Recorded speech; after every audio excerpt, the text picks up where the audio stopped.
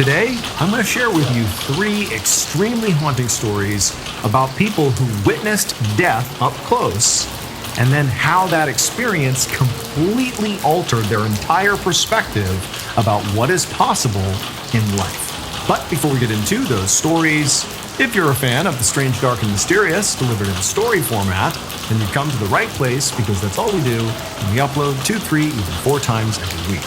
So, if that's of interest to you, please offer the like button some pistachio ice cream.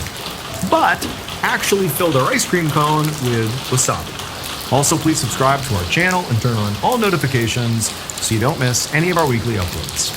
Let's get into today's stories. Late one night in 1870, a Harvard medical student named James Adams walked down a dark street toward the gate of a cemetery in the quiet town of Malden, Massachusetts. And with him was his classmate William, who was carrying an unlit lantern. Once they reached the gate, they both stopped and looked around to make sure nobody was watching, and then they helped each other climb over the gate. And once they were on the other side, they took off running straight down the cemetery path. And eventually, after running for a minute, they got to the other side of the cemetery, and they came to a stop outside of a brick mausoleum that contained the remains of a man named Ephraim Gray, who had died 20 years earlier. So for years, James and William had been hearing all these rumors about this guy, Ephraim. In fact, many of their classmates had heard these rumors, and some people really believed they could be true. But tonight, James and William had snuck in here to this mausoleum to once and for all prove that those rumors were false. According to the rumors, when Ephraim was alive, so 20 years earlier, he'd been this very reclusive chemist who lived in a big house in the middle of town, and he had this one servant. And anytime people walked past his house, apparently they would always smell this really pungent chemical scent. And people believed that what Ephraim was doing in there to produce that smell was basically trying to come up with a potion that would make him immortal. He was basically running these strange experiments. However, clearly his experiments had not worked, because Ephraim had died anyway. But when he died, his one servant had told the mortician not to embalm him, which was very unusual at the time. This was not a normal request. The servant had said that, even though Ephraim's elixir had not actually succeeded in keeping him alive forever, it had been successful at making his physical body immortal. The servant said, apparently, Ephraim's body would never decay. And so this story had become sort of a local legend. And decades later, lots of people in the area, in particular in Harvard Medical School students, actually believed it might be true. Or they at least pretended it could be true. It was fun to believe. But James, as much as he wanted to, go along with the story, logically he felt like there is simply no way there could be any truth to this story. As a medical student, he knew that even the very best embalming techniques would only preserve a dead body for a few weeks at most. So there was no way Ephraim's body, that had been dead now for 2 decades, was not a pile of bones by now. And tonight, they were going to go find out. James knelt down in front of the mausoleum where Ephraim was entombed.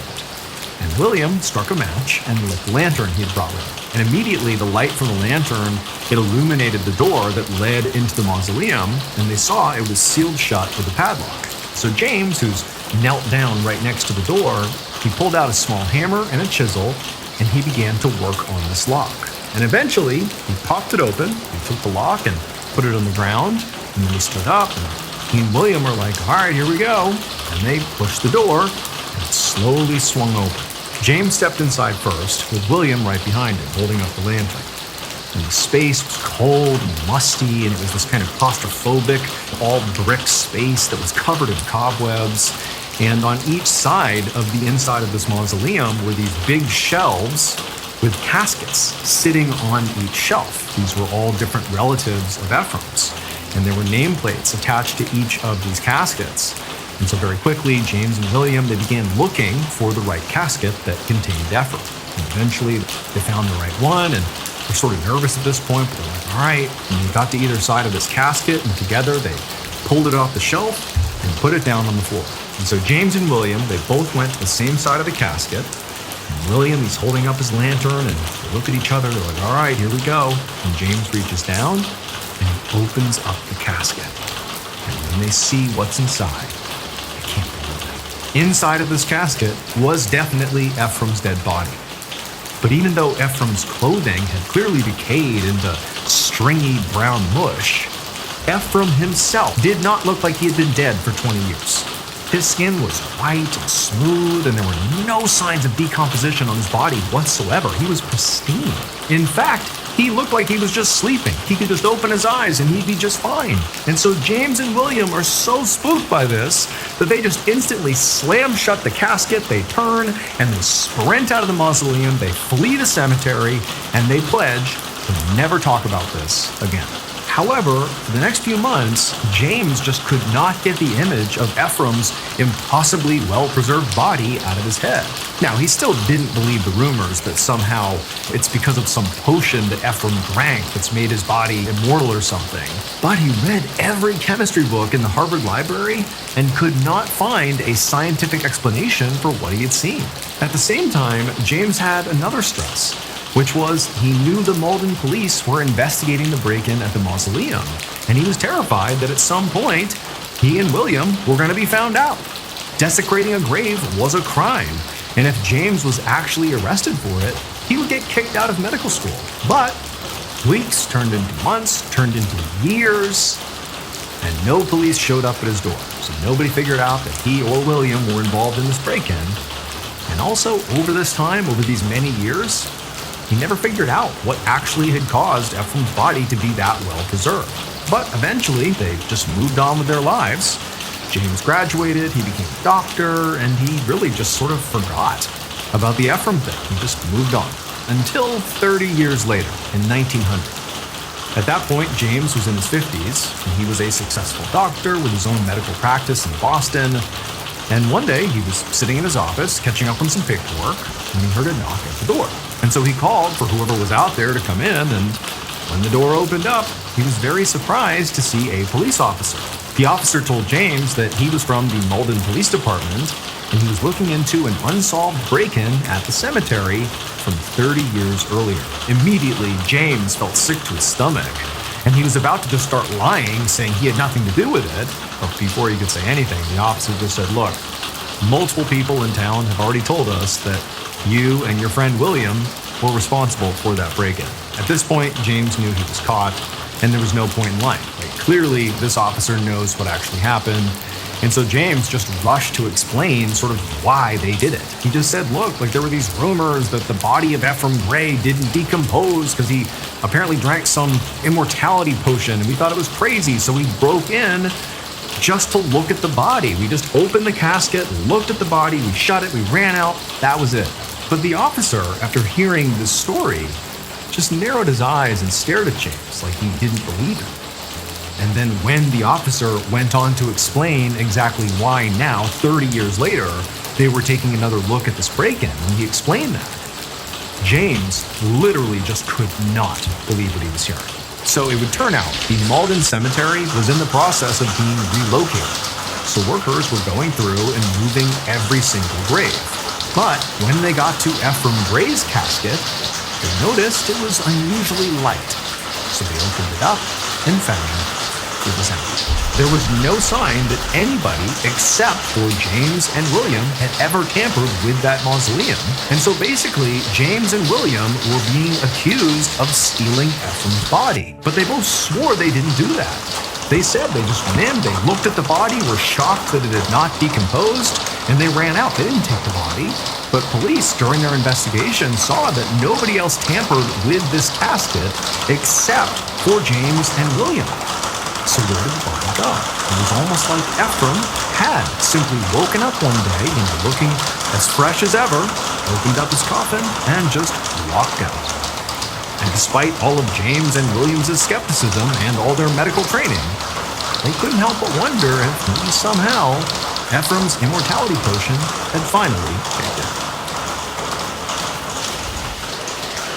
On a swelteringly hot day in 2009, a woman named Fatima walked down a dirt road toward a windowless shack on the outskirts of Mogadishu, Somalia.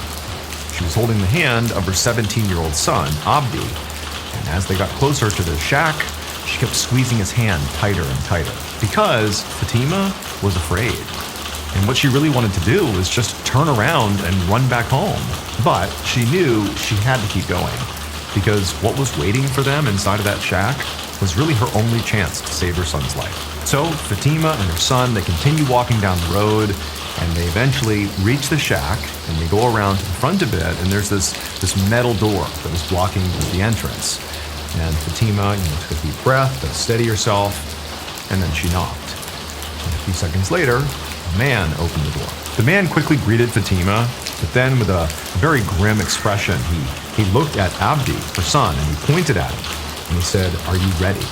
But Abdi didn't answer. In fact, Abdi didn't even appear to be paying any attention to this man, or really paying attention to anything. He was just sort of lost in his own thoughts, looking all around. So Abdi had been a pretty typical child, but over the past few years, he'd begun acting really strange. It began with nightmares and panic attacks that sort of came out of nowhere. And then he also started freaking out like every time there was a loud or sudden noise. And then most recently, he'd begun getting into these strange mental states where he was so agitated and also confused and disoriented that he would sort of lash out at anybody near him, or even sometimes he would try to hurt himself. When Abdi would act like this, sometimes he would get so violent that his mother, Fatima, had to literally tie him up for his own safety. But remember, Abdi, he's 17 years old. He's almost a man, at least physically. And it was becoming harder and harder for Fatima to literally restrain him. And she was just getting really scared. Not just for her own safety, but for her son's safety, for everyone's safety.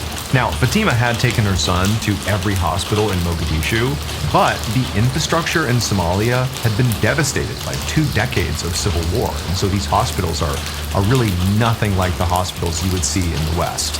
These are underfunded, but the training is not great for the medical staff. This is not a great place to go if you have a serious medical emergency. And so they were not able to help her with her son. And for Fatima, in her life, she had seen other people with symptoms that sort of mirrored what she was seeing with her son. And she knew from having seen these people that if they didn't get cured, unfortunately, the outcomes were very bad. Most of these people she had seen had wound up being chained to their beds, in locked rooms 24/7, or in some cases, these folks were chained to trees and left to die by their family who couldn't take care of them anymore. And Fatima, she didn't want that to happen to her son, and so she was willing to do virtually anything to save him. And so with that in mind, Fatima had been saving up money for literally years to try this final treatment, which was inside of this shack that she and her son had just arrived outside of. This treatment was extremely expensive, but she believed it was her only hope. And so this man in the hut, he sort of steps aside and gestures for the mother and son to come inside. And Fatima, who is very nervous, she leads Abdi, who's sort of, lost in space, inside of the hut. And then once inside, the man began sort of examining Abdi. And so while he was doing that, Fatima just sort of stepped aside and just sort of glanced around the interior of the shack. And she was sort of struck by how bare it was. There was literally nothing else in the shack other than this single plastic chair right in the middle of the dirt floor. That was it. But, Fatima knew this is all part of the process. And so after a few minutes, the man finished examining Abdi, and he turned to Fatima and he said, your boy is in good physical condition, so now they're ready to begin. But the man said to Fatima that, he would not be the one to actually perform the treatment on Abdi. The treatment that was going to be done on Abdi had to be done by a very specific kind of healer. This healer would have to stay in this shack with Abdi overnight, maybe even for multiple nights, until they managed to remove this thing that was causing all of his problems. And so Fatima, she just nodded, and she pulled out an envelope full of cash, and she handed it to the man, and then she turned to her son, and she gave him a big hug, and told him she would come back when the treatment was over. Then Fatima, as quick as she could, she just turned and left, and the man went to go and get the healer. 2 days later, Fatima walked back down that same dirt road toward the metal shack. And this time, she was hopeful. She was expecting to see her son standing outside waiting for her, grinning like he used to before he got sick and everything changed. But instead, as she approached the shack, all she saw was that same man who was sitting in a chair outside of the shack. And when he looked up and saw Fatima, just looked down and shook his head. Fatima immediately ran forward and began screaming like, "Where's my son? What happened?" And the man tried to restrain her as she reached the door of the shack, but she pushed past him and she opened up the door, and there, on the floor of the shack, was Abdi. And his body had clearly been slashed and torn all apart. But then before Fatima could even process this just horrific scene in front of her, she heard this high-pitched laughter coming from somewhere behind her. And she turned around, and standing inside the shack in the shadows was the healer who had done this to her son. It would turn out, after Fatima had tried desperately to get real medical help for her son, but it had not been successful, after that, she was so desperate, she turned to a very dangerous kind of folk treatment. There's an old belief in some parts of Somalia that mental illness is actually caused by possession, by an evil spirit known as a jinn. This belief says that there's only one kind of healer that can see the jinn and force it out of the person. But that healer with this special ability to do that was not a person. The healer was a wild hyena. And the treatment consists of putting the afflicted individual in a closed, small room with said hyena for hours or even days on end. Now, there are no real statistics on just how often this treatment is done in Somalia, but it's happened enough that there's been numerous stories of patients who have been subjected to it getting injured or being killed, just like Abdi. And since 2013, there's even been a big campaign led by a Somali nurse to try to end this sort of barbaric practice and also to expand access to mental health care across Somalia. Around 7 p.m. on Saturday, August 13th, 2011, 19-year-old Wang Weijie was with his friends Ma Jun and Zhou Guo at an internet cafe in the city of Taiping, China, watching Jun play a computer game.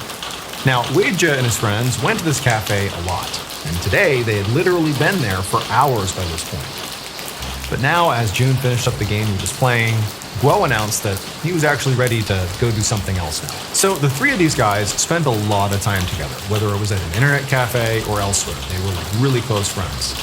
And generally speaking, Weijie usually just did whatever Jun and Guo wanted to do, since they both had strong opinions, and Weijie was more of a go-with-the-flow type of guy.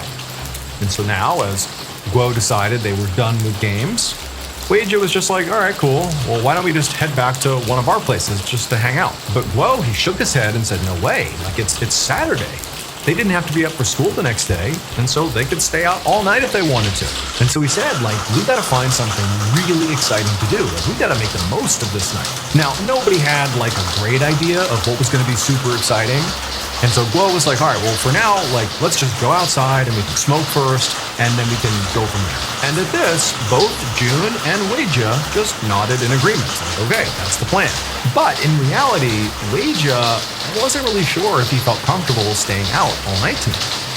Because tonight was not just a normal night. Like, this was a night to stay out on. So this particular weekend was not just an ordinary weekend. It was actually the area's annual Ghost Festival, a time on the lunar calendar when ghosts apparently would wander the streets after dark.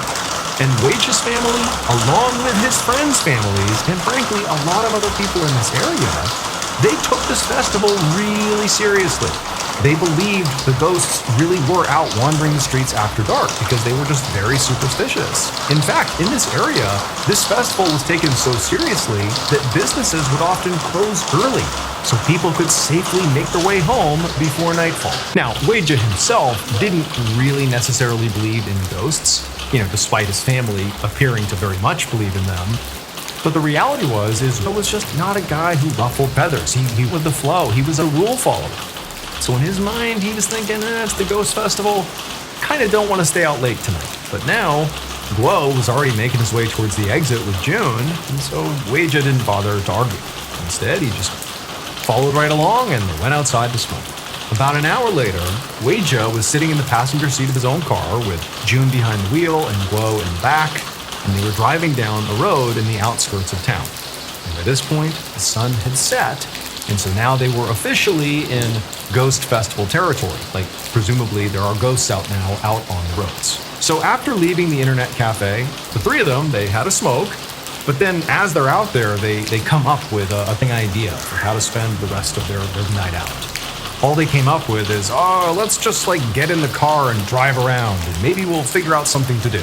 Now, initially when they hopped in the car, they're thinking, okay, like it's getting dark out, like we're gonna be driving around during the Ghost Festival. We're bound to find something exciting to do. And so all of them are like, they're amped up. They're in the car. They're pumped. We're gonna find something fun. But after a while, they were just randomly driving around. No one's really out because, again, it's this Ghost Festival. Everybody's, in their homes. There's nothing going on. And it just became really, really boring. They're just like driving around and nothing's going on. And so at a certain point, Weija is just feeling so frustrated because it's like he didn't want to be out here in the first place. He didn't voice that to his friends, but like he didn't want to be out here. He just wanted to be home. And so he just was like, man, like, this is so boring. And he just leaned his head up against the window and just decided to drift off to sleep. And so he's like closing his eyes and just laying there. And June, who's driving, is just, driving along. And they're not really talking. And so Weija, as he's laying there, he suddenly feels the car come to a screeching stop. And Guo, in the back seat, immediately, reflexively screams at June, the driver, like, hey, what are you doing? Drive more carefully. And Weija, he's like looking around like, what just happened? And he looks over at June, who's driving, and June is not paying any attention to Guo or to Weija. He's just pointing out the windshield at something on the road, and he's like, look! And so Weija, who's just sort of confused because a moment ago he was half asleep, he was from June out the front windshield to see what he's pointing at, and there's this woman who's just sitting in the middle of the road. They're out in the outskirts of town. Like, there's no really any buildings around or anything. Like, they're out in the sticks, and it's dark out, and everyone's home for the Ghost Festival, and there's just this woman sitting on the ground. She's wearing this floral dress, and there's a bike that she has that's next to her, that's propped up. And she's almost been hit by a car. Like, they stopped very close to her. She's almost been hit by a car, and she's just sitting there staring blankly at the car. And so June, he's looking at her like he can't believe it. He almost hit her, and we just, what's going on? And Guo, like, he doesn't even know what to make of it. And at some point, June sort of snaps out of it, and he leans out the window, and he yells at the woman to, like, get out of the way. Like, what are you doing? Like, get out of the road. But the woman didn't budge. She just sat there staring at them, just on the ground, not a care in the world, just looking right at all three of them. And so eventually, after sort of the tension in the car went down a little bit, June just pulled his head back in the window and he looked at his friends and he's like, I don't know. And he just drove around this woman, just avoided her, and they continued driving along. For the next few hours, the three boys just continued driving around town, looking for something to do, but there still was nothing to do. Everything's basically abandoned because it's this Ghost Festival night. Nobody's out, no businesses are open, there's nothing to do. And what really had not left any of their minds, even though they really didn't talk about it, was that woman. Like, that was so unusual to just see her sitting there not reacting to merely being hit. Like, the whole thing was just so creepy, made more so because it's the night of this Ghost Festival. Like, talk about the creepiest night to see something like that. And so eventually, around like 1 a.m., when the boys are still just driving around, someone in the car suggests, like, hey, let's go back to that intersection and see if she's still there. Like, let's just see what she's doing. Now, keep in mind, it's been hours since they've seen this woman, like hours. And so they drive back around, not really expecting to see her there. They think that, like, no matter how weird that was, she has to have gotten up and left by now. But no, turn onto that road, which again is outside of the town. There's no buildings around. It's dark, minus their headlights. And they drive down this road, and sure enough, off in the distance, still sitting in this intersection, is this woman. She's unmoved. She's just sitting there in her dress with the bike next to her just hours later. No change. And so now it's like the boys can't help but feel really uneasy here. Like, this isn't right. Something's wrong with this woman. I mean, also, they can't help but think, like, it's the night of the Ghost Festival. Are we seeing a ghost? Like, they're terrified. I mean, that's the reality, is they were scared. But really, more than anything, what all three of them are thinking and discussing in the car is, we gotta tell someone about her. Like, there's something wrong with this woman. What is she doing? Is she mentally unwell? Is she on drugs? We don't know. But, like, this isn't okay.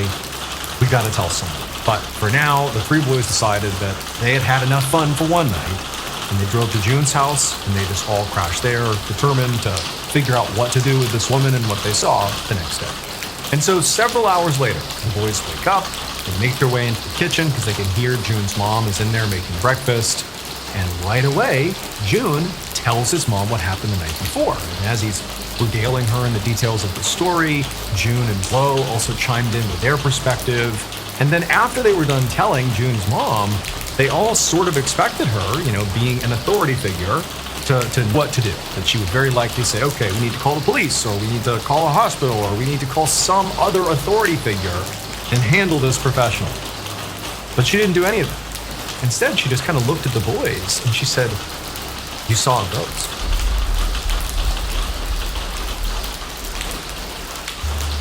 One morning in September of 1977, a 24-year-old doctor named Balaji Carvalho hurried into the examination room at her hospital in a remote fishing village in northern Brazil. The town was called Curates, and it was so small that Dr. Carvalho was actually the only doctor at the hospital, which had made her really good at treating all kinds of emergency medical issues because she had to treat basically everything. But despite all that, when Dr. Carvalho walked into the exam room and saw her new patient, who was this middle-aged woman lying out on this exam table on her back, when she saw what was clearly afflicting this woman, she had never seen it before. This was something new. It was very curious. The woman had a very large burn on her chest, and the woman clearly was very panicked about this big burn, and she was begging Dr. Carvalho to help her. So Dr. Carvalho, she walked right over to the woman, who again is like really upset, and she tells her to calm down. She's gonna look her over. She's gonna figure out what's going on here. And so she throws on some rubber gloves, and very gently she begins to examine the burn. And immediately, Dr. Carvalho notices that this burn was like really strange. It was a perfect circle. The burn was really uniform, and it was about the size of a soccer ball, so it's quite big. And it just kind of looked like a really bad sunburn. However, there were these two pretty clear puncture wounds, very small puncture wounds in the center of the burn that almost looked like a spider bite that then caused this like massive burn or something. But it was just odd. And so Dr. Carvalho actually didn't know what she was looking at. And so she just asked the woman, "How'd you get this burn?" And the woman, who again is very upset, she's very frantic, she's clearly uncomfortable, she began to sort of stumble through this pretty outrageous story. She said she'd been in her backyard and she'd seen something flash overhead. And when she looked up, she said she had seen a large flying cylinder. It looked like it could have been made of metal. And then this cylinder apparently hit her with this beam of light that she described as feeling like it almost latched onto her, like the light had like latched onto her chest. And then she had the sensation of something puncturing her chest and then feeling like blood was being pulled out of her. And then just as quickly as it had started, the light disappeared, whatever had punctured her chest was gone, and the cylinder and the light, all of it just vanished. And she was left with this horrible mark on her chest. Now, Dr. Carvalho was very polite, and as the woman spoke, she nodded along appropriately and seemed to be really invested in hearing the details of the story. But when the woman was done talking, Dr. Carvalho was thinking, like, that didn't happen. That's absolute nonsense. At this point, she assumed this woman must be having some kind of mental episode. But she didn't tell the woman this. Instead, she told the woman that she would just need to transfer her to a bigger hospital located about 3 hours away in the next big city. Realistically, because Dr. Carvalho knew that the bigger hospital would have the facilities and resources to care for this woman properly, not just her burn and puncture wounds, but also whatever was happening to her mentally. So Dr. Carvalho, she left the room, and went to go make arrangements for this woman's transportation. And not long after that, the woman was on her way to the other hospital. And after that, Dr. Carvalho didn't really think about her again. However, the next day, when Dr. Carvalho was back at her hospital, she did find out that that woman who had gone to the other hospital, she had unfortunately succumbed to her injuries and had died. A few days later, Dr. Carvalho was back in her exam room, staring in shock at a new patient. It was a man, and he had the exact same burn pattern on his chest with the two puncture wounds in the middle as that woman from a few days ago, who had died 24 hours later. However, Dr. Carvalho is looking at this man's burn, and she thought, this one actually appears to be less severe. than that woman's. So maybe this guy has a chance. It was the same location. It really did look the same, but it appeared to be a bit lighter. It was not as severe.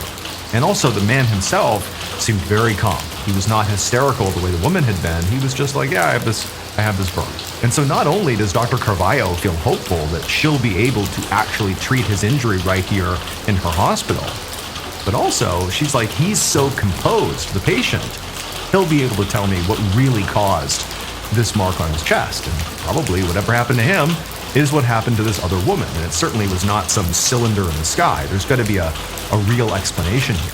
So Dr. Carvalho put on her gloves and began applying some burn ointment to this man's chest. And as she did, she asked him, hey, what happened? How did you get this? And much to Dr. Carvalho's surprise, this man, just as calm as could be, told basically the exact same story as the woman. He talked about this big metallic flying cylinder that had latched itself onto his chest through a beam of light and sucked his blood.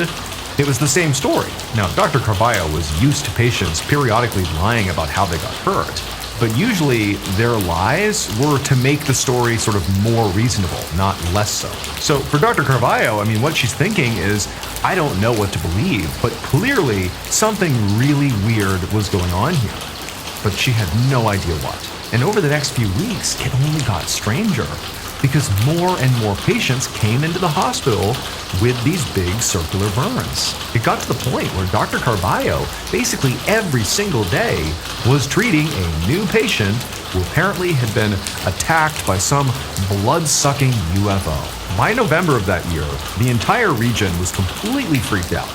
People were arming themselves with guns and fireworks and anything else they could use for protection against what everyone assumed was aliens from outer space coming to attack them. And while Dr. Carvalho understood why that was sort of the public's reaction, after all, there are people getting hurt, people dying from whatever this is, there's not a good explanation, so she got it, she understood the fear.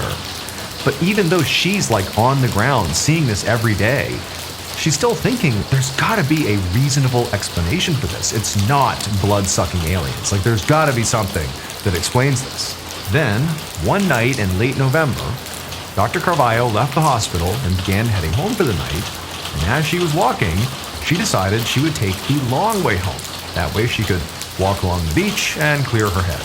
About 20 minutes later, she was strolling along the sand and looking out over the ocean, and even though it was dark, there were still people out enjoying the evening breeze, and the whole thing felt very peaceful and nice. Until suddenly, Dr. Carvalho heard an ear-piercing scream, and she saw this woman sprinting across the beach, waving her arms and pointing behind her, screaming that a UFO had arrived. And Dr. Carvalho, she turned her head to look where she was pointing, and she gasped, because right down the beach, hovering maybe 100 feet over the water, is this tractor-sized metallic cylinder just hovering right there. It was clearly a UFO. It was the same thing that all these patients had been describing. There it was. Dr. Carvalho was not only shocked, but she was terrified.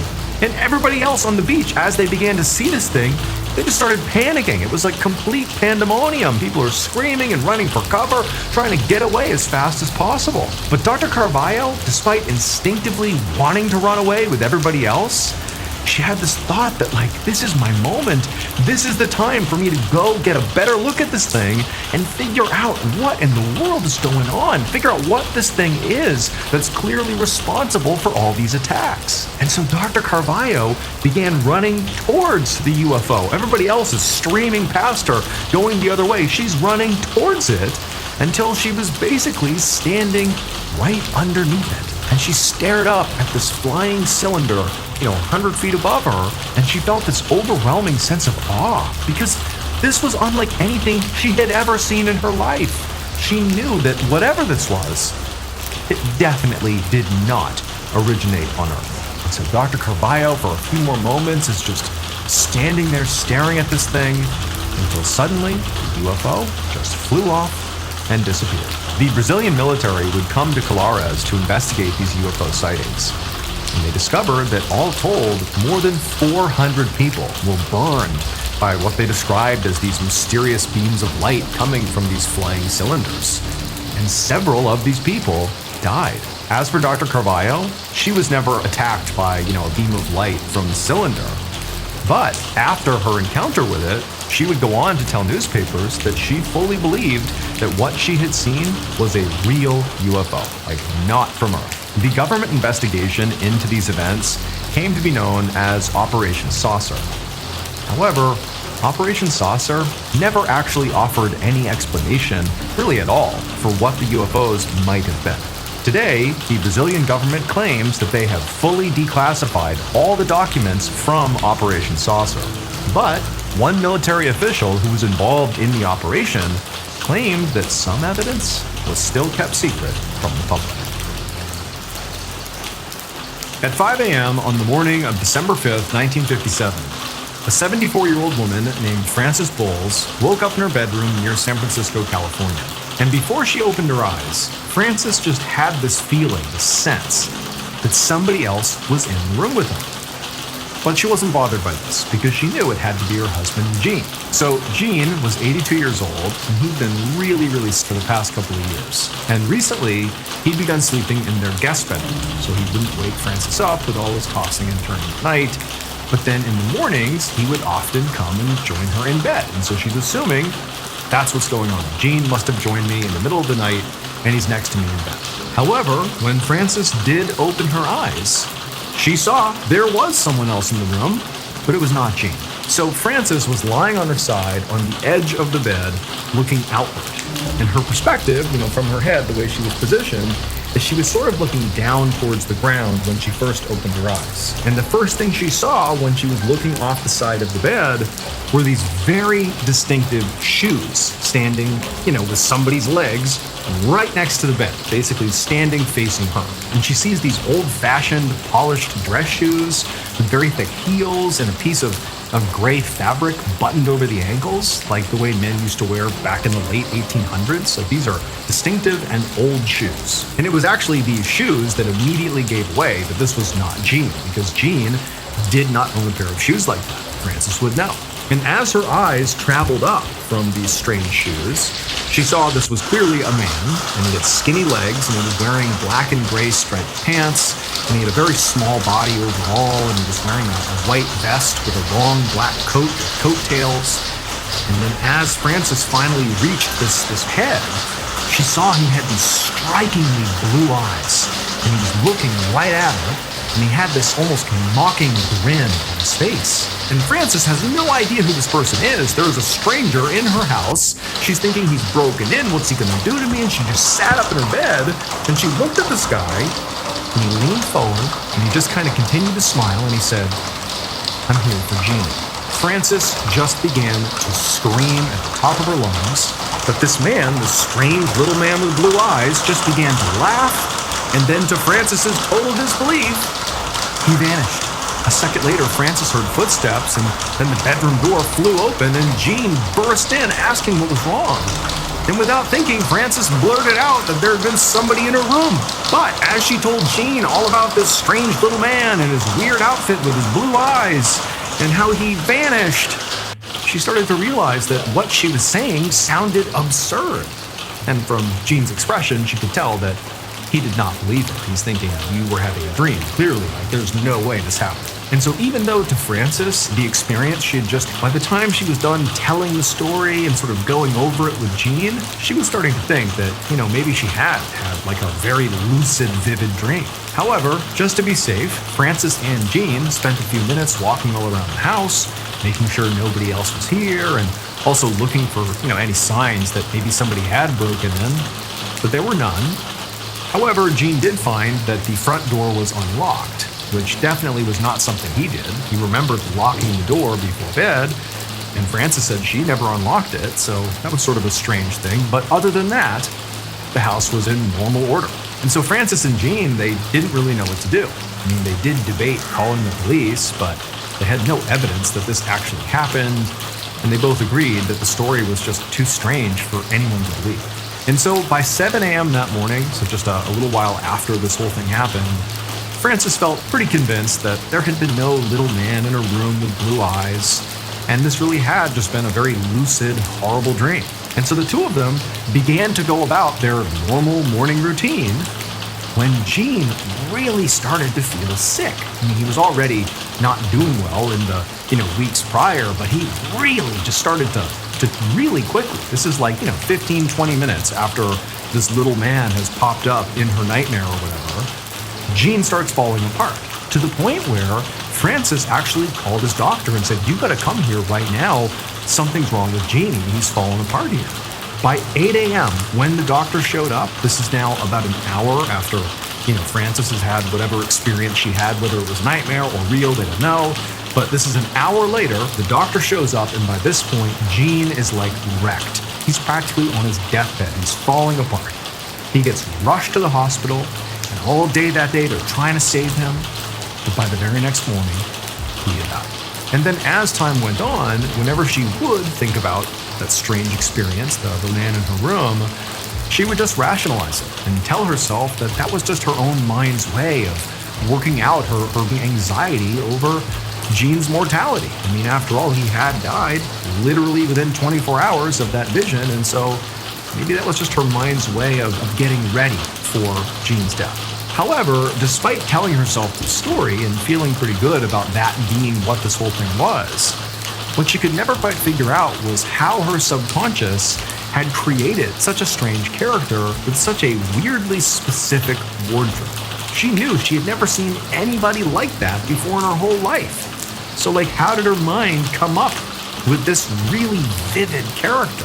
But she ultimately just pushed this whole thing out of her mind and didn't talk to anybody about this experience. Well, that is until a few months later.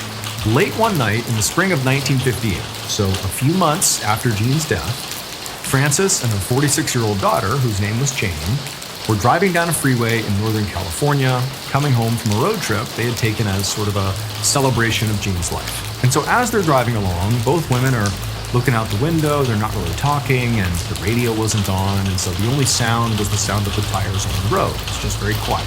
But then sort of out of nowhere, Jane spoke up and told her mother about something really weird that had happened to her on the morning of Gene's death. And she couldn't stop thinking about it, and it bothered her so much, she just had to tell her mom. According to Jane, she had woken up on that morning, and standing in her room on the other side was this little man with these strange polished shoes, striped pants, black coat with coattails, and these bright blue eyes, who was looking right at her and grinning. And when Frances heard this, she couldn't believe it.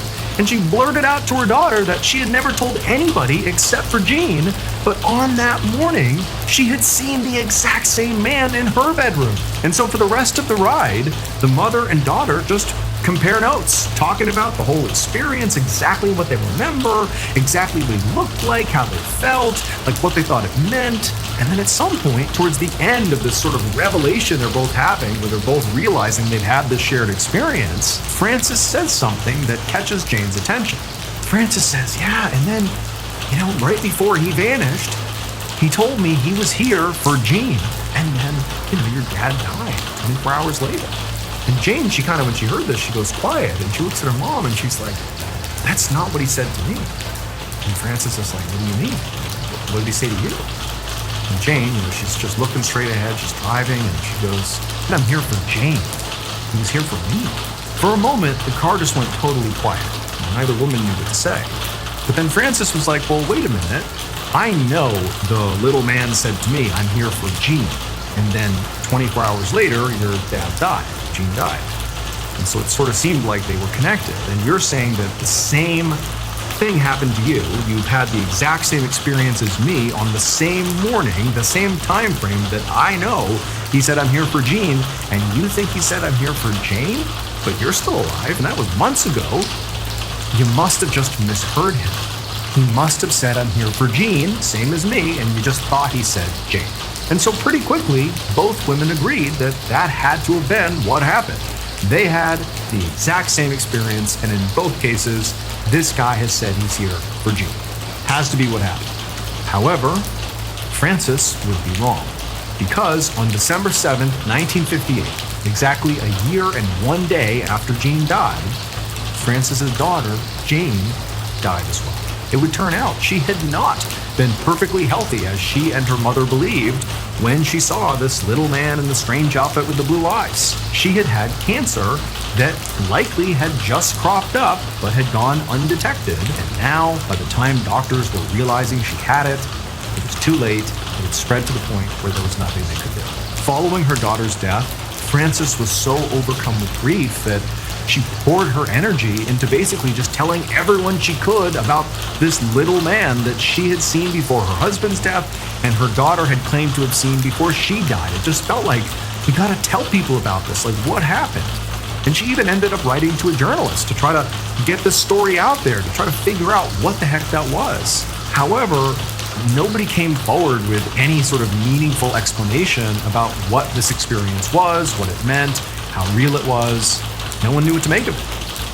However, after getting the story out there and describing in agonizing detail every little thing that she remembered from this experience, Frances did learn one piece of information that does seem to begin to explain who this little man was.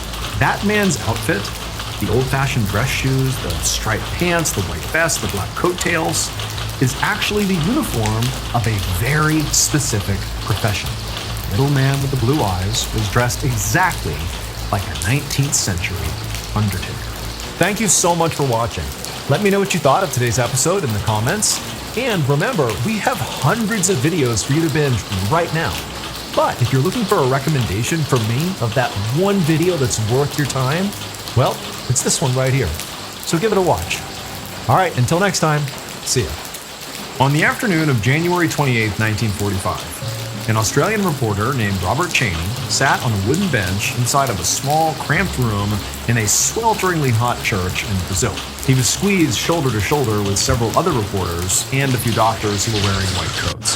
All the lights were off in this church, and there was this religious hymn that was playing on the phonograph, which was like an early record player. And on the other side of the room, standing in front of a locked door, were these two people, these two psychic mediums, who were twisting and groaning as if they were in pain. So the reason that Robert and everybody else, the reporters, the doctors, were gathered here today was because of what was happening inside of that locked room. There was a man in there who was having his appendix removed. Now, usually, appendix removal was a routine surgery. It would be performed without an audience and in a hospital instead of a back room in a church. But this operation was being performed by a very, very surgeon named Dr. Louise Gomes. And Dr. Gomes had only agreed to do the surgery under a couple of very odd conditions. So first, it had to be done in this church. Second, no one else could enter the operating room, so that back locked room, while he was working. Not even nurses or anesthesiologists. Nobody.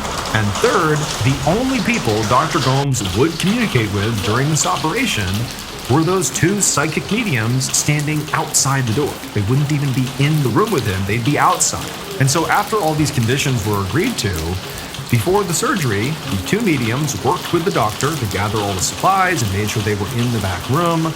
And then also they strapped the patient down to the operating table in the back room, and then they came out again. And then at that point, the reporter, Robert Cheney, and the other witnesses that were there to see this, the other reporters, the doctors, they helped board up all the windows of this back room of the church. And they also searched for any hidden passageways to make sure nobody could look into or sneak into or out of this back room, the operating room. And so eventually everything was ready, and Dr. Gomes and the patient were the only two people inside of this operating room. It was all sealed off and locked.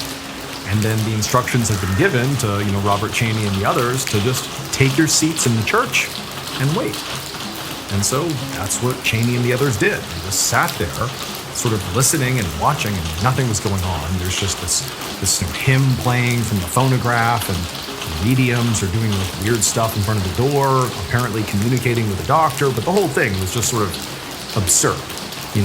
Honestly, Robert didn't really know what to make of this. But when he had caught wind that there was going to be this totally bizarre procedure done, he had come here not to validate that this was a good way to do a surgery, but rather that this would just make a really wild story that people would be interested to read. But the longer Robert sat there listening and watching this totally bizarre scene unfold, the more he felt like he had sort of bitten off more than he could chew. That this was not really worth the time or energy. This was just really, really weird.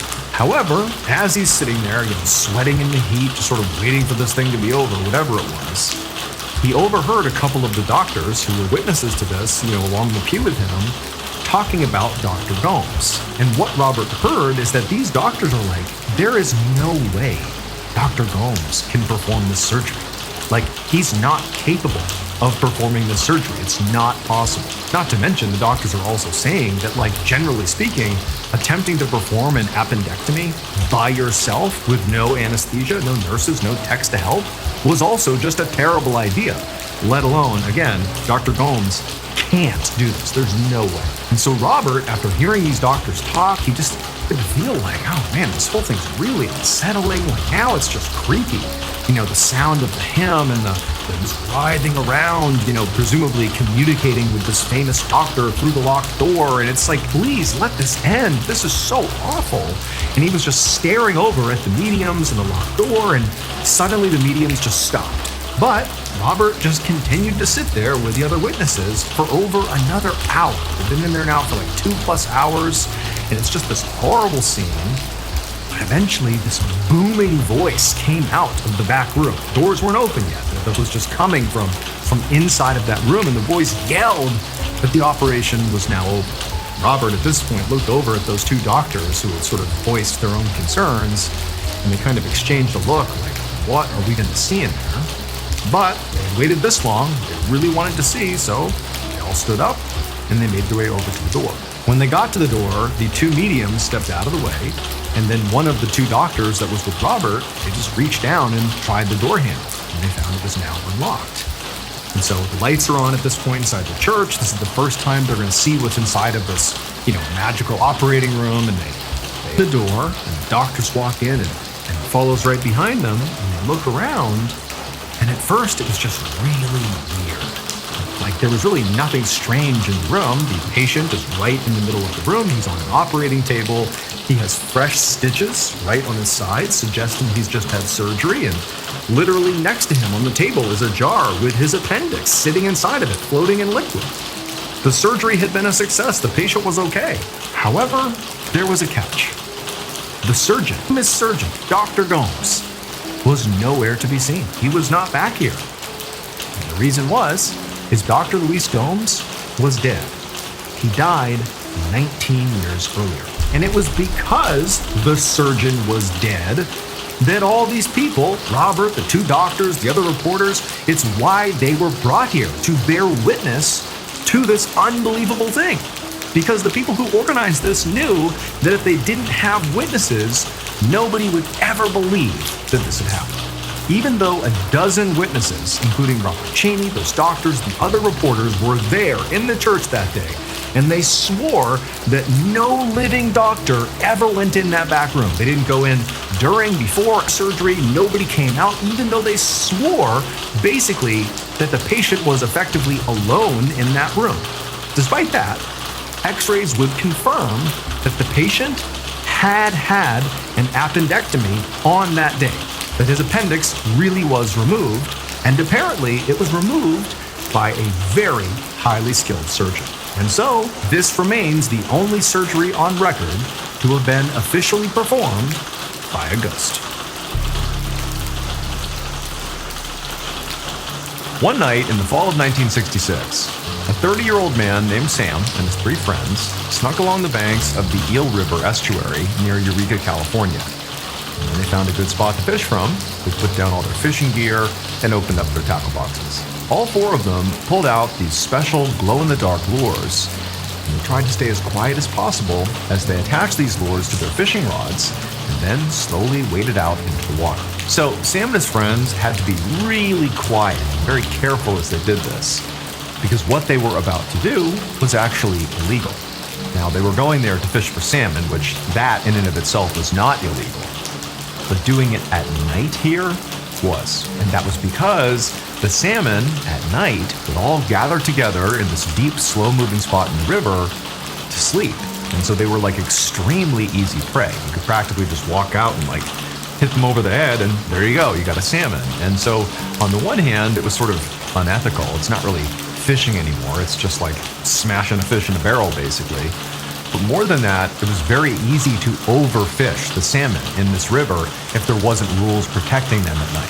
Additionally, those glow-in-the-dark lures that Sam and his buddies were using were also illegal because the salmon were really attracted to the lures, which again just contributed to even more overfishing.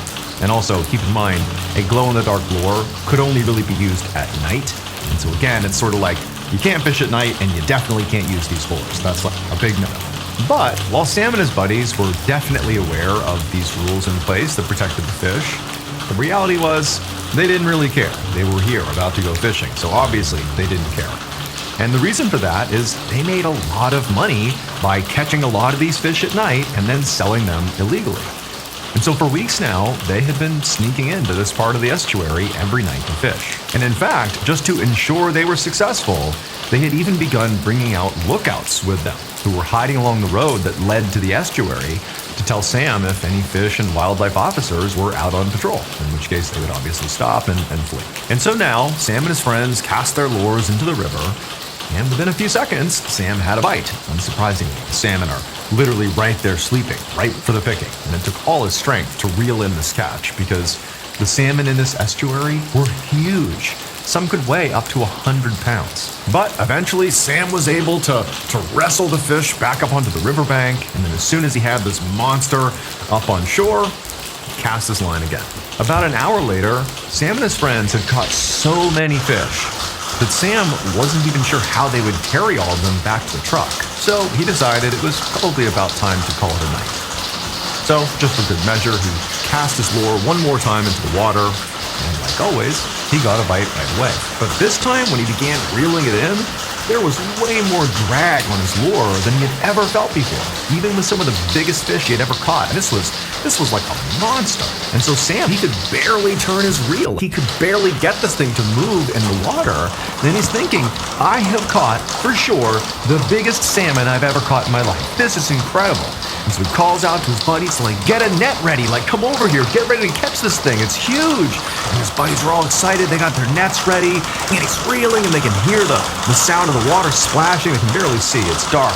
They know the fish is fighting like mad, and he's pulling and pulling, and finally, he gets one more heave, and he gets this fish up and out of the water, and all his buddies are all looking to see what he caught, and when they see what it was, Sam, after freezing in terror for a second, he turns to his friends and just screams, "Run!"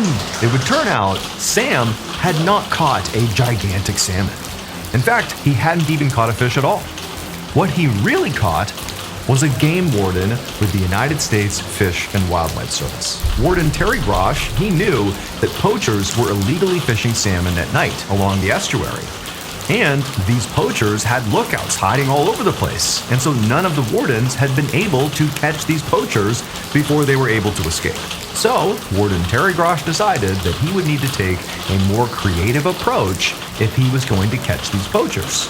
And so what he did on the night of Sam's big catch is he put on a full body wetsuit and slid into the water with the salmon before the poachers arrived. So he's like hanging out in the water in the darkness, nobody can see him, with the sleeping salmon. And what he was doing is waiting for the perfect moment to jump out and catch the poachers. But what ended up happening is the poachers actually caught Terry. But after Sam had reeled the warden out of the water, even though he yelled for his buddies to run, Terry Grosh just pulled down his hood and he's like, yeah, you're all under arrest. Once word got around that Terry had literally been in the water with the salmon to protect them, very quickly, poaching stopped at the Eel River estuary, at least for quite a while. And in fact, the stunt by Terry was so successful that it inspired a few other game wardens along the west coast of the United States to also get in the water and catch illegal fishermen that way.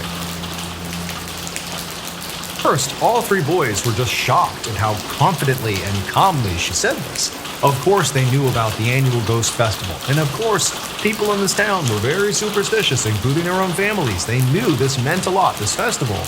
But the idea that we're going to sit here and literally say that the woman we saw sitting on the ground last night was a literal ghost, that seemed crazy. And the boys began saying as much to June's mom.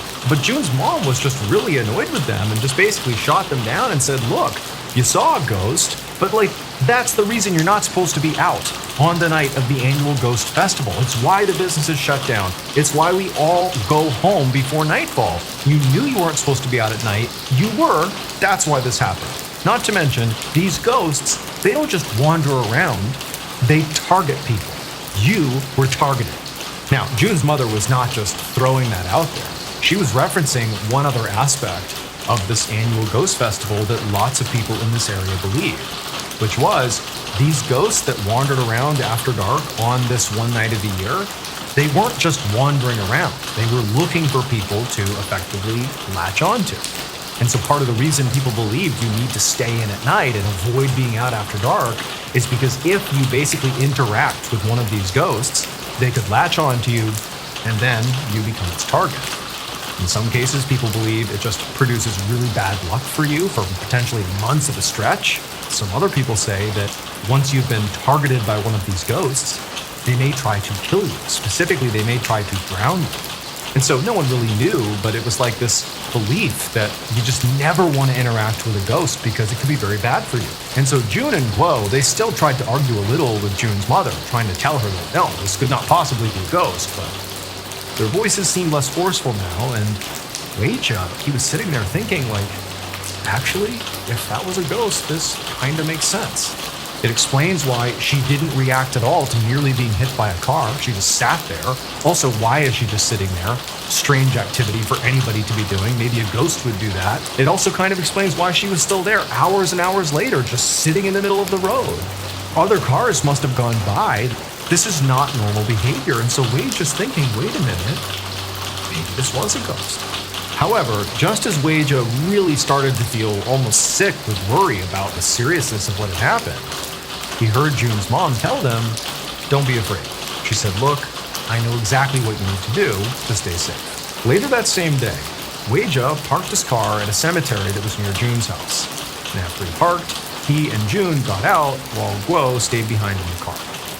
All three of them were very tense. They were very anxious. And as Weijia scanned the headstones and looked over at a cornfield that was next to the cemetery, all he was thinking is this ghost woman is going to appear at any moment and she's going to do something to us. But she didn't. And so eventually, Weijia and June began walking down the path that would lead them through all the gravestones, basically deeper into the cemetery. So the reason these two were here and now walking into the cemetery is because they were following June's mother's advice for how to stay safe now that they had potentially come in contact with this ghost. And so they had gone out and acquired a stack of ghost money, and now they were going to go spend it. So ghost money is a kind of paper sheet in China that typically is burned when a loved one dies. The idea is when you burn this money, it sort of goes to the deceased loved one, and then they have money for the afterlife. You're basically giving your deceased loved one currency for the afterlife. But it can also be a way to buy protection from angry spirits. So Weijia and his friends have been told to burn ghost money over their family grave plots so that their dead ancestors could essentially pay the ghost, the evil ghost, to leave them alone.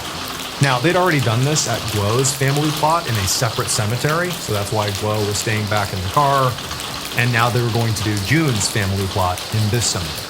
And so Weijia and June, they continue walking through the cemetery until finally they reach some of June's ancestors' graves.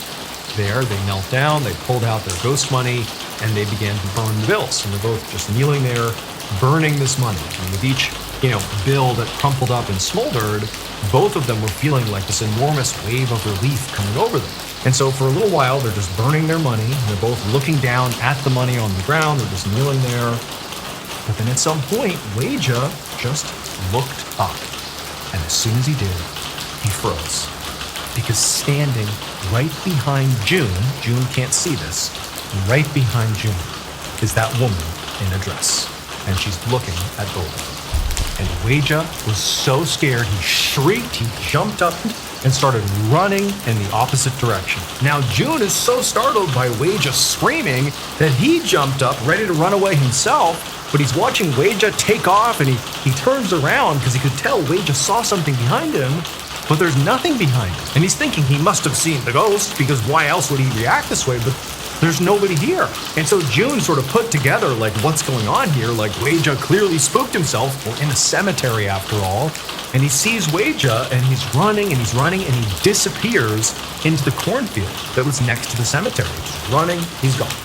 Now, this cornfield was pretty massive. It had not been harvested. The stalks were really tall, and clearly, like, Weija was on a mission, and so June was not about to just chase after him. Instead, he ran back to the car and he grabbed Glow first, and the two of them went after Weija. However, when they got to the cornfield and actually went inside of it, they quickly realized it was going to be really hard to find anything in this cornfield. I mean, the stalks are so thick and tall, it's so dense. I mean, every step was so slow and difficult, and they're calling out for Weija, but there's no response.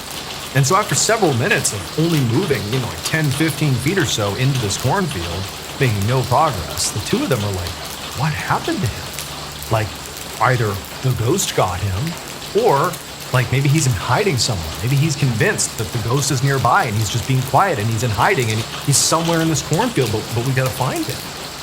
And so the two friends, they back out of the cornfield and they end up calling a bunch of their friends to meet them at this cornfield and help them look for Weija. So all these friends, they eventually arrive, and all day and into the night, these friends search this cornfield. They're looking everywhere for Weija. Everyone's screaming his name. There's no sign of him. 3 days later, and Weija still had not been found. Now, by this point, Weija's parents had been told, they had told us. Police had looked for Weija, but there was no sign of him. They were still out looking for him, but right now, like, the talk of the town was, where is Weija? Nobody knew. And so on this day, 3 days after the day that Weija went missing, June was sitting in his room, just feeling miserable. All he can think about is his friend and what happened to him. Like, he ran off after presumably seeing this ghost. Did the ghost get him? All these horrible thoughts are going through his head. And June, as he's sitting in his room, he hears his mom call out to him, telling him there's a visitor. And so June, he gets up, he leaves his room, he goes to the front of the house, and he sees a police officer standing in the doorway. And this officer would tell June and his mother that they had found Weija, and he was dead. His body was found in a lake that was not far from the cemetery, and that he had drowned. June is completely shocked. On the one hand, he sort of was expecting bad news at this point. Basically, everybody was. But to hear that his friend was dead was just horrific. And he, really struggled to keep back tears. But, before he could really even react to this, the officer went on to say that, June, we spoke to Weija's parents, and they told us that you and Glow were with their son last, that you were with him before he vanished. And so we just want you to tell us, now that we know he passed away, that he drowned, we want to know what happened. What did you see? Like, what led to him drowning? And June, he just launched into the most detailed version of the story he could possibly think of. He took the officer all the way back to them at the internet cafe, playing computer games. They decide they're going to stay out all night. They go outside, they're having a smoke, they're talking about what they're going to do. They decide they're going to get in the car and just drive around. They're driving around on the night of this ghost festival. They see this woman, they think it's a ghost. He went through this whole rendition of the ghost being really central to the story, and how the next day June's mom had said, oh, go burn ghost money in the cemetery to protect yourself from the spirits. They go to the cemetery and they're burning the ghost money, but then Weija, he gets so scared. June's convinced it's because he sees the ghost again, this woman, and he takes off running into the cornfield. So he tells the officer like every little detail. And he knew that even in a place like this, where people did, for the most part, believe in ghosts, he knew his story really hinged on a ghost made Weija do this. And he knew that it was like totally preposterous in some ways, but he thinks he's telling him the truth. And so he tells the officer all this stuff. And the officer's just staring at him, and he's clearly very skeptical. And then at some point, after June is done, and he's just waiting for the officer looks at him and he asks him one question that once he answers honestly, it completely explains everything that happened. It would turn out that woman who was sitting in the middle of the road that sort of became the centerpiece of this whole ordeal was not a ghost. In fact, she wasn't even real. Because the three friends, June, Glow, and Weija, on the night they decide to have their big night, they're going to stay out all night. When they went out for a smoke, They didn't smoke cigarettes. They smoked methamphetamine, which can cause you to hallucinate. And so they were high on meth driving around and hallucinated that woman. But they all, believed they saw it, and it felt so real, and it was in the same night as this annual ghost festival that it felt so real that even the next day, when they were no longer high, they still believed they had seen it. And then June's mom confirmed, yep, that was a ghost, because she believes in ghosts. And so they set out to the cemetery, and they're going to burn this ghost money to save themselves from these evil spirits. And what do before they head out to the cemetery? They smoke more meth. And Weija, he has another hallucination. He thinks he sees the ghost, ran into the cornfield, not realizing that deep in the cornfield was a lake. He fell into it, and he was high on meth and didn't know how to swim, and so he drowned. On the night of August 28, 2004, a 21-year-old named John Hutcherson leaned over a bar in Marietta, Georgia, and asked the bartender for another beer. John, by this point, had completely lost track of how many drinks he had had in the past few hours, but he was sure it had been a lot, because by this point the room was starting to spin. However, he had no plans to stop drinking anytime soon. After all, it was only midnight, which was very early for John, and he was having a great time, and the bar was packed, and there was loud music playing, and John was also on a winning streak, playing pool. And so while he waited for his beer, John looked over at the pool table. He had left his best friend Frankie there a few minutes ago, but now, as he was looking over there, he didn't see Frankie anymore. So John and Frankie had been very close ever since high school, and this night out they were having was sort of like a typical Saturday for them. Every week they would meet at this bar, they would get exceptionally drunk, and they would basically stay out all night. But on this night, they were both a lot drunker than usual, and now Frankie was gone. And so as John, very drunkenly, looked around the bar to see if he could find Frankie, he noticed a girl he didn't recognize at the end of the bar. She was very cute, and she appeared to be smiling at him. And so, John sees her and forgets all about his friend Frankie being gone and just smiles back at this girl. And a moment later, the bartender hands him his beer, and John's feeling really confident. He takes his beer, and he begins walking towards this girl. However, before he actually reached her, he felt a hand on his arm, and he turned to see Frankie, who looked just awful. He looked so pale, he smelled like vomit, and Frankie told John, as well as he could, because he's so drunk, he's mumbling everything. He just said he felt horrible, and it was time to go.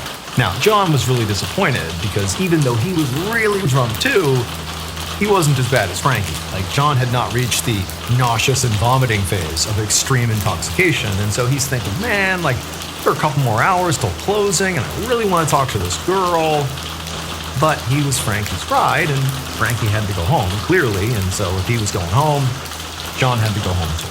So John just chugged his beer, put it back on the bar, and then he turned and kind of waved at the girl, being like, sorry, I gotta go. And then John pulled his car keys out of his pocket.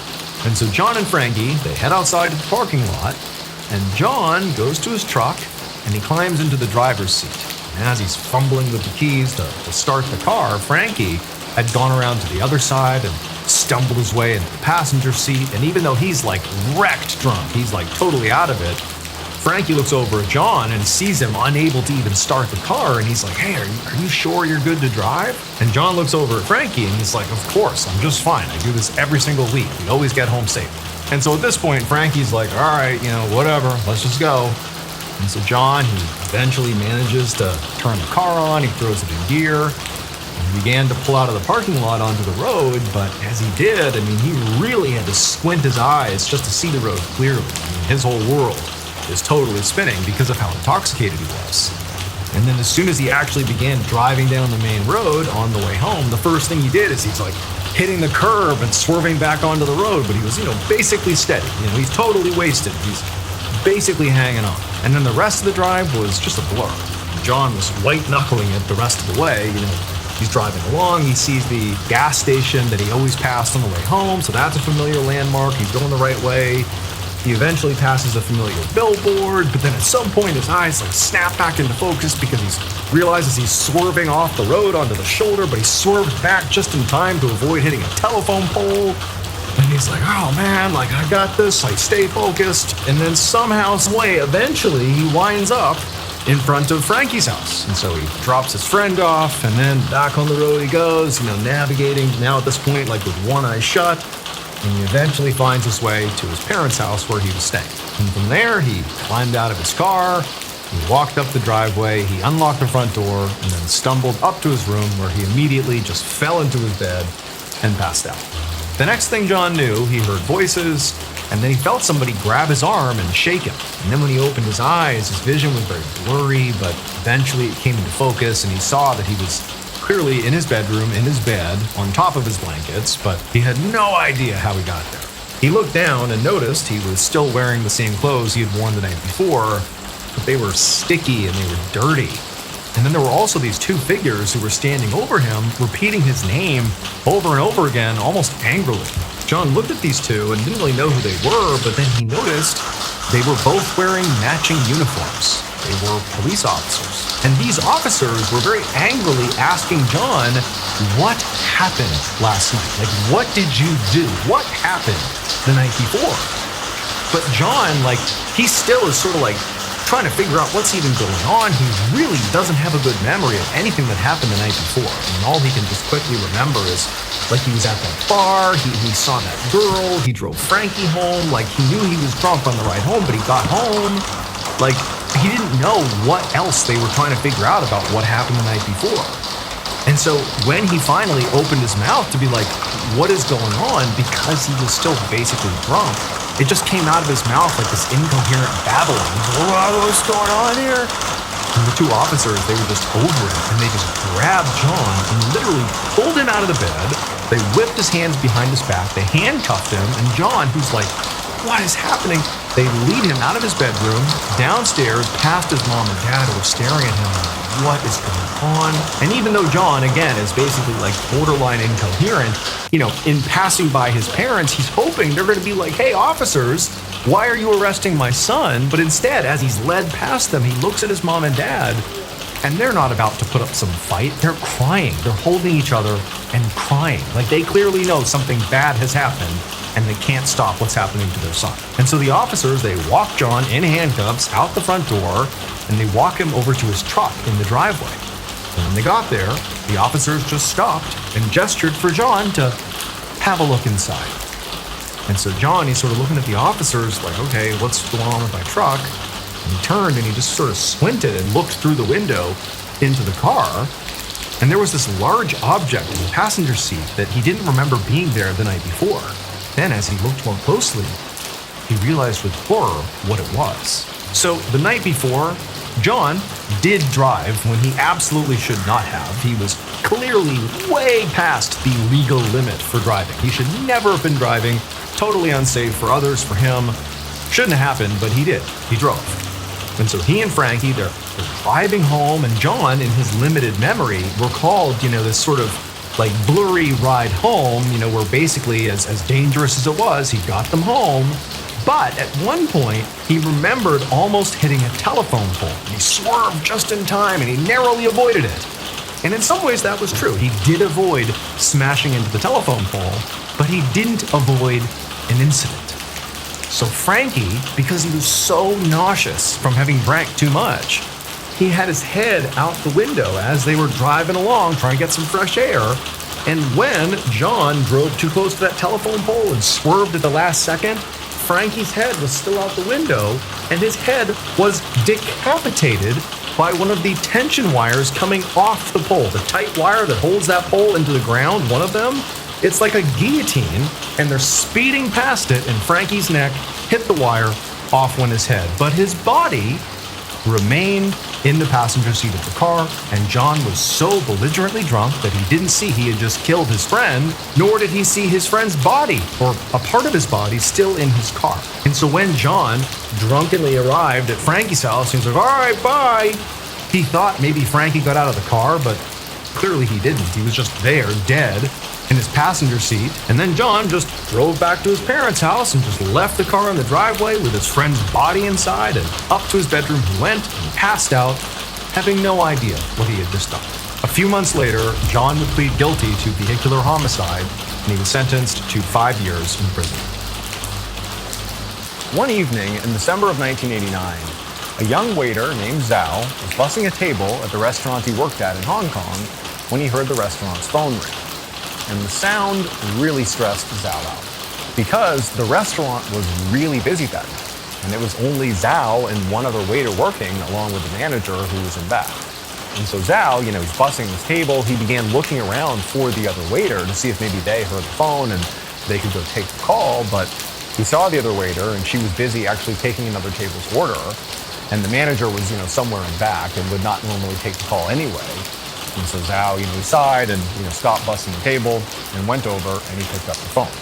And right away, he can barely hear the person who's talking.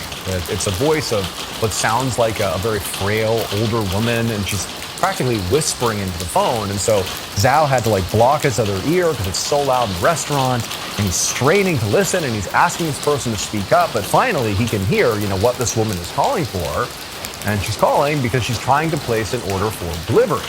But this is in the 1980s, so this is before there were things like Uber Eats and, DoorDash. And in Hong Kong at the time, if somebody called in to a restaurant for a delivery order, what it meant was people like Zhao had to take the order and then literally take the food and actually physically bring it to the person who had called it in. So this is sort of a tedious thing for somebody like Zhao. And so as soon as Zhao could tell that the reason this woman had called was for a delivery order, he's like, oh my goodness, could it get any worse? I have so much to do here, it's so crazy, and now I have to literally run this woman's order to her and then come back and continue my work. Man, what bad luck. But it wasn't like Zhao could do anything else. He couldn't tell the woman no. So, as best as he could, he listened and he told the woman to repeat her order, let me write down what you want. And so eventually he heard that what she wanted was stir-fried rice noodles with an extra egg, an order of beef chow fun, and a couple servings of fried rice. And then after he took down her order, he told her that he'd be there in about half an hour. And then he hung up. About 15 minutes later, the bell rang in the kitchen. And so Zhao walked over and he saw that the food was ready, the takeout food. So he grabbed the bag, he grabbed the receipt that showed the address of this woman's apartment, and he stapled it to the bag. And then he found the other waiter who was working that night, and he told her to please look over his tables while he was gone. He'd be right back. And then, with the food in hand, he left the restaurant and began running across the city to get to this apartment. And so he gets outside and looks at the address and starts running in the direction of this apartment. And, after several minutes, he gets to the apartment complex, he makes his way up, and he finds the door of the woman's apartment. And he knocks on the door, and he just waits. And nobody answers the door. So, he's looking at the time. He knows he needs to get back to the restaurant as soon as possible. He has people that are waiting for him. And so he knocks a bit louder this time and sort of calls out hey, delivery. No answer. It's still just quiet inside his apartment. And so he looks at on the bag that, again, shows this woman's apartment to make sure he's at the right one. And he's like, yep, I'm definitely at the right apartment. And so after a few more moments of silence, Zhao, he just gives up trying to be polite here. He really needs to get back to the restaurant. And so he just starts wailing on this door, yelling hey, delivery, get out here and get your food. And now this time, he hears some movement inside of the apartment. And so he stops banging on the door. He hears, the locks being unlocked. And the door, it opens inwardly, but only a tiny bit, like a crack. And it's dark inside the apartment, and it's in the hallway. And so from his perspective, Zhao's looking into this crack, and he can't see anything. But eventually, out of this darkness, of this little crack, a little hand shows up, and in this hand is money. And through the crack, the hand reaches with the money. And so Zhao, he reaches out, he takes the money, and then a voice comes through the inside of this apartment. And it's that same very quiet, frail voice of the woman who had called and placed the order. And she just said for Zhao to leave the food right there. Just drop it, take the money, and go. And so Zhao, he's thinking how bizarre this is. Why is this woman acting the way she's acting? Why can't you just open the door all the way and literally take your food inside? You asked me to come here with your food. You simply invited a stranger to your apartment. Why would you now be so cagey? But at the same time, Zhao didn't really care. She had given him the money, which covered the order. And at this point, he could just leave the food and go back to the restaurant. And so that's what he did. Dropped the food, left the apartment complex, ran back to the restaurant, and continued his night. And basically forgot about this woman. So later that night, after the restaurant had closed, Zhao and the other waitress were cleaning up and getting ready to leave when the manager came out of the back office looking really upset about something. And he sort of strolled over to Zhao and the other waiter, and they both stopped instinctively when they saw the look on his face, and they're sort of looking at him, and he comes in, and sort of out of nowhere, he's like, I know one of you two has been stealing from this restaurant. I know it. And immediately, Zhao, he looks over at the other waiter, and she looks back at him, and they're like, what? Like, Zhao knew he did not steal any money. There was no way he was talking about him. And from the looks of it, the other waiter, she definitely did not seem like she, had just been caught stealing. So the two of them kind of look back at the manager and they're like, what are you talking about? Like, we didn't steal from you. Like, what do you mean? Like, what are you talking about? But the manager was like, I know one of you did it. I don't know who, but one of you did it. And I'm telling you right now, if it ever happens again, you're fired. And then the manager just turned around and he walked back into his office. And so Zhao and the other waiter are just left standing there like, what just happened? At the same time, like, Zhao anyways, he knew he didn't take any money. And he's just like, you know what? I just want to go home. Like, this has been a long day. I want this to be over. And it seemed very much like the other waiter felt the same way. And so the two of them just kind of shrugged and they're like, I don't know what he's on about, but I didn't do anything. Finished cleaning up, and before long, they had left for the night. The next day, Zhao was back at work, and once again, it was extremely busy, and once again, they were understaffed. It was just Zhao and another waiter, a different waiter than the day before, but still, it's just the two of them and the manager who was in the back office. And so it's just another very stressful day, and all day, Zhao, he's thinking about the fact that the manager had effectively accused him of stealing the night before, and that really hadn't been resolved, just from the perspective of the manager hasn't talked about it again, so it's like the elephant in the room. But, at this point, Zhao was just doing his job because, he didn't steal anything. He knew he didn't steal anything, and so he figured it was just a misunderstanding. If it gets brought up again, there's definitely an explanation. And so all day and into the evening, Zhao's just working like mad, so is the other waiter. And then at some point in the evening, the phone in the restaurant rings. This is in the middle of, the busiest time of the night. And once again, Zhao, he's hearing the phone ringing and he's hoping the other waiter is available to take the call because the last thing he wants to do is do another delivery order. But just like the night before, his coworker was busy taking orders from other people. And so it fell on Zhao to take the call. So Zhao, he trudged his way through the very busy and very loud restaurant phone. He answered it, and immediately he recognized the voice. It was the same woman who had called the night before, the woman he could barely hear. She was talking so quietly. And so again, he had to block his ear to hear what she wanted, and again, she was placing an order for delivery. So again, Zhao would have to be the one to literally go run to her apartment and drop off her food and then hustle back and finish the shift. And so, feeling sort of annoyed and a little frustrated, because he could barely hear this woman, he's like, hey, can you please repeat your order? I need to write down your order. And so, feeling annoyed, Zhao, he took down her order, which was the same as the night before, stir-fried rice noodles with an extra egg, an order of beef chow fun, and a couple servings of fried rice. And then after writing it down, he told her he would see her in about 30 minutes. And then he went up. And then, 15 minutes later, the kitchen bell dings.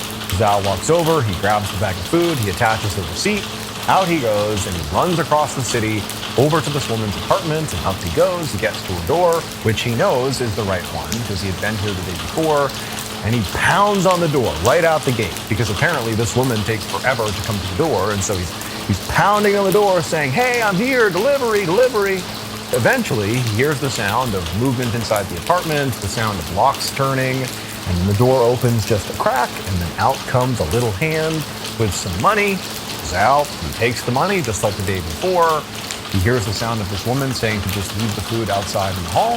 He does just that. He places it down, the door shuts, and Zhao turns, and he leaves, and he goes back to work. Later that night, after the restaurant had closed, Zhao and his other coworker were cleaning up, happy that the day was finally done. And as they're doing that, again, at least from Zhao's perspective, this is the second time this has happened, the manager comes storming out of the back office looking really upset. Again, the coworker was not here the night before, but the other coworker could see, clearly there's an issue, and Zhao had stopped as well, waiting to hear what the manager had to say. And the manager comes over, But instead of addressing both of them, the manager looks right at Zhao and he just says, I know it was you. You are the only one who was here yesterday and today, and I'm telling you there is money missing from the register. It's you. You're the one stealing it. Now, Zhao, he knows he didn't take any money from the register. This didn't happen. There's no way that this is true. It can't be true. And so Zhao, he needs this job, and so he can't just, fight with his manager. But he said, that's not possible. I don't know what you're talking about. Can you please explain what you mean? I don't know how this could have happened, but I'm telling you it was not me. Now, the manager, he's sort of staring at Zhao, trying to size him up to see if maybe he's lying or not, and he can't quite tell, and he just says, Zhao, well, you know what? The reason I know that somebody is doing this, that this is not some mistake, is because the money from the register is not just missing. It's that the money has been replaced with counterfeit money. Someone is taking money, you, Zhao, and putting counterfeit money back to sort of make it seem like no money is missing. But I know it's counterfeit money. I can spot it. I know it's counterfeit money. You're doing that, Zhao. You did that. You stole from me. And if you don't give the money back, you're fired. And so Zhao, at this point, he's like, what? I didn't do that. I have no idea what you're talking about. There is no way that's true. I did not do that. At this point, the manager just turned around and went into the back office. And then when he came out again, he was holding the counterfeit money. And he showed it to Zhao. And right away, Zhao could tell, yeah, that's blatantly counterfeit money. It would never pass as real money. He knew right away what it was. So this was not just typical fake money. It was something known as ghost money. In Hong Kong, some people will literally burn this fake money, at the funeral as sort of an offering. And the belief is that by doing that, this money somehow goes to the deceased person and they can use this money in the afterlife. So it's sort of part of a funeral ritual. And so Zhao knows, this is ghost money. He would recognize it as not real money. And so the idea that this was put into the register to somehow dupe the manager into believing that, don't worry, no one stole any money here, just seems sort of absurd. And so Zhao, he says to the manager, well, wait a minute. I didn't do this, but if I were to take money from the register, I wouldn't have left behind this obviously fake money. I would have just taken the money. I didn't, but why would I put this obviously fake money back in the register? That definitely fool you. It didn't. And the manager, he was thinking about it and he was like, yeah, actually, you're right. But then he was like, well, what must have happened then is, you must have accepted this counterfeit money from, a customer and not realize it. This is your mistake. You must have allowed someone to pay with this ghost money and just not notice it. You're very busy. Maybe that's what happened. And Zhao's like, no, there's no way I would have accepted clearly fake money. I would have said, no, this is not real money. There's no way I would have made that mistake. So the manager's like, well, then how money have gotten into the register? Were there any strange customers here over the past 2 days? I don't know. Maybe somebody somehow, some way to pay with fake money and you didn't notice it or something. Do you have any memory of strange customers or seedy customers over the past 2 days? Now, Zhao, he wasn't immediately thinking, oh, I wonder, what criminals I ran into in the last couple of days that maybe paid with counterfeit money. Because in his mind, there was no one like that. Over the past 2 days, it was just normal people, except he did just immediately think about that woman who had called on both nights and had the same delivery order that he had taken to her apartment. And he thought how weird it was that she had only opened the door a crack and handed out a little bit of money and told him to leave food on the ground. And for just whatever reason, even though in some ways he knew, there's no way that woman has anything to do with this counterfeit money, he just found himself telling the manager, he's like, well, actually, there was this one woman, I delivered food to her the past couple of nights, and he sort of described the whole thing, and just kind of how weird it was that she would have him leave the food in the hall, and he'd hear her, and he sort of was confused about the whole thing. And so, this didn't explain the counterfeit money at all, but it was the only weird thing that Zhao could think of. And the manager by this point did believe Zhao. He had sort of changed his tone and he sort of believed that something weird was going on here, and it wasn't Zhao. Like, he was now sort of working with Zhao to figure it out. And so the manager was just like, okay, well, if this lady calls again, let me deliver the food to her. Let me see if maybe I talk to her and see if somehow, someday I can figure out if she's one giving us the counterfeit money. And so the next day, Zhao is back at work, and again, it's a busy day at the restaurant, and all day it's just him and one other coworker, and they're busy all day. And then in the evening, around the same time that this woman had called the past 2 days, the phone rings. And this time, when the phone rings, Zhao immediately runs over and he grabs it. He doesn't care about what he's doing. He was waiting for this call because he was told to, if she calls, hand it over to the manager. And so he picks up the phone, he answers it, and sure enough, it's the same woman. He can barely hear. She orders the exact same meal to the exact same address, and once again, Zhao takes it down and he says, be there in 30 minutes, and he hangs up. But this time, after giving the order to the kitchen, Zhao went to the back office and he told the manager that, hey, she called again, so the food will be up in about 15 minutes, and if you want to take it over there and see for yourself, you're welcome to. And the manager was like, great, I got it, I'll take it. And so sure enough, about 15 minutes later, the bell rings in the kitchen, the manager goes out, he grabs the food, he looks at the address on the receipt for where this lady lives, and then he leaves the restaurant. And he makes his way across town, he gets to the apartment building, he gets up to the door, and he knocks. And after a few moments, there's silence, and so he knocks again, and he checks the receipt again to make sure he's at the right place, and he knows he is. And so he's knocking some more, and he's calling out, delivery, delivery. And eventually, he hears movement inside of the apartment, and he hears the sound of locks turning, and then just the way Zhao described, the door opened just a crack, and then a little hand came through that crack, holding out some money. And for the manager, it actually was pretty disappointing because for whatever reason, he just felt like this is going to be it. This person is going to hand me the ghost money, the counterfeit money. This is going to explain it. Maybe it's like a senile person who's confused and, they're accidentally out, the wrong money. Maybe that's what's going on, and somehow Zhao just didn't recognize it or something, even though he claims he would have seen it, but maybe that's what happened. But no. Money that was coming through the door was definitely real money. And so the manager, he just took the money, and the woman told him to just, leave the food in the hallway, which he did. And then the door shut, and the manager put the money into his pocket, left the apartment complex, and he walked back to the restaurant.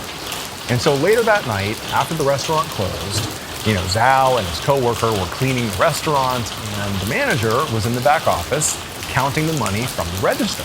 And as he's counting it, he realizes he's short. Except this time, there was no counterfeit money in the till. It was just short.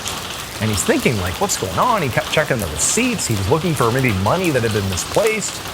But then he remembered that the exact amount that he was short was the money that he himself had collected from the woman at the apartment from the delivery order. And so he reached into his pocket where he put the cash and just forgotten. And he pulled it out, and he was about to just, drop it into the till when he gasped.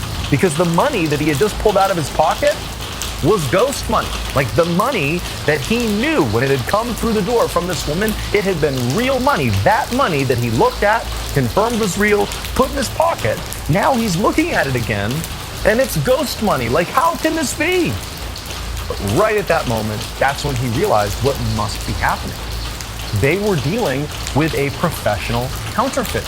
She must be using money that has the appearance of real money when it's given to the other party, but then maybe there's paint or something on it that sort of wears off, and it eventually reveals that it's fake money. But by that point, the transaction's already happened and the con is done. And so he's thinking, that's what's going on. That explains the whole thing. That's why Zhao didn't realize it when he was taking this money. It looked real, and it wasn't until later when, whatever they did to the money wore off that it became clear it was ghost money. So at this point, the manager picked up the phone and he called the police. Later that same night, 2 police officers arrived at the apartment complex where this woman who kept ordering delivery food lived. They made their way up to her apartment, and they knocked on the door, and they called out that it was the police, and they were here to talk to her. But nobody answered the door. So after a few moments, the police knocked again, much louder this time, but still, there was no answer. Nobody came to the door. And it was around this time that the officers noticed there was this horrible smell coming very clearly from this apartment. At first, when they had walked into the hallway, they had sort of smelled it, but they had chalked it up to maybe being just the way the whole building smelled. But no, as they were standing here, it seemed pretty clear that this awful, like, rotten food smell was coming out of this apartment. And considering the fact that they were here for a potential, like, counterfeiting ring inside of this apartment, and just the weirdness of the smell and the silence of pounding on the door, the officers decided, like, we gotta go in there. We gotta see what's going on. So they kicked the door down. As soon as they did, they were hit with an even more powerful, horrible smell, like rotting food smell. And they covered their noses, and they went to this apartment. They start calling out, like, police, police. And it's dark into the apartments. They can't really see anything. They try the lights, but the lights don't turn on. And they're looking around, and there's a little bit of light coming into the windows. They can kind of see that it's a small apartment. There's a kitchen, there's a living room, and what appears to be a bedroom over here. And they cut to the kitchen, and they're sort of calling out. They don't see anybody in the apartment. Like, there's no movement whatsoever. And they eventually make their way around to the living room. And by this point, they basically search the apartment, and there's nobody here. Like, there's no counterfeiting equipment or any sort of criminal operation happening in here. But they eventually get to the living room where the most light was coming in from the outside. And when they looked for the first time really closely at the living room, they realized there was, like, this horrible scene inside of this apartment. There were 4 very decomposed dead bodies sort of lying around the living room.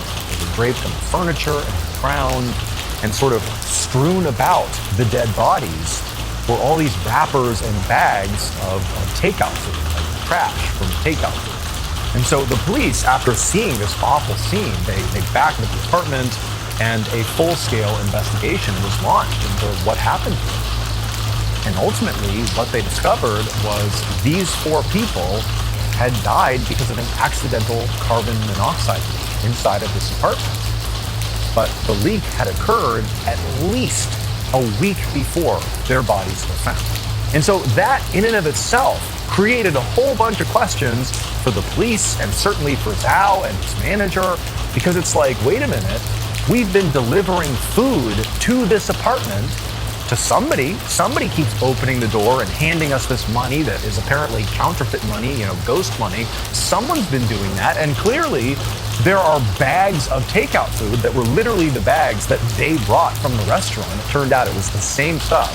Like, who's been in here? It doesn't make any sense. Like, there must be somebody else that was maybe in here with the dead bodies or something. However, there was one other truly confounding discovery that had been made already, that was made during the autopsies of these 4 people, that really added a pretty awful twist to the story that, to this day, like, nobody can understand. Nobody has a good explanation for this.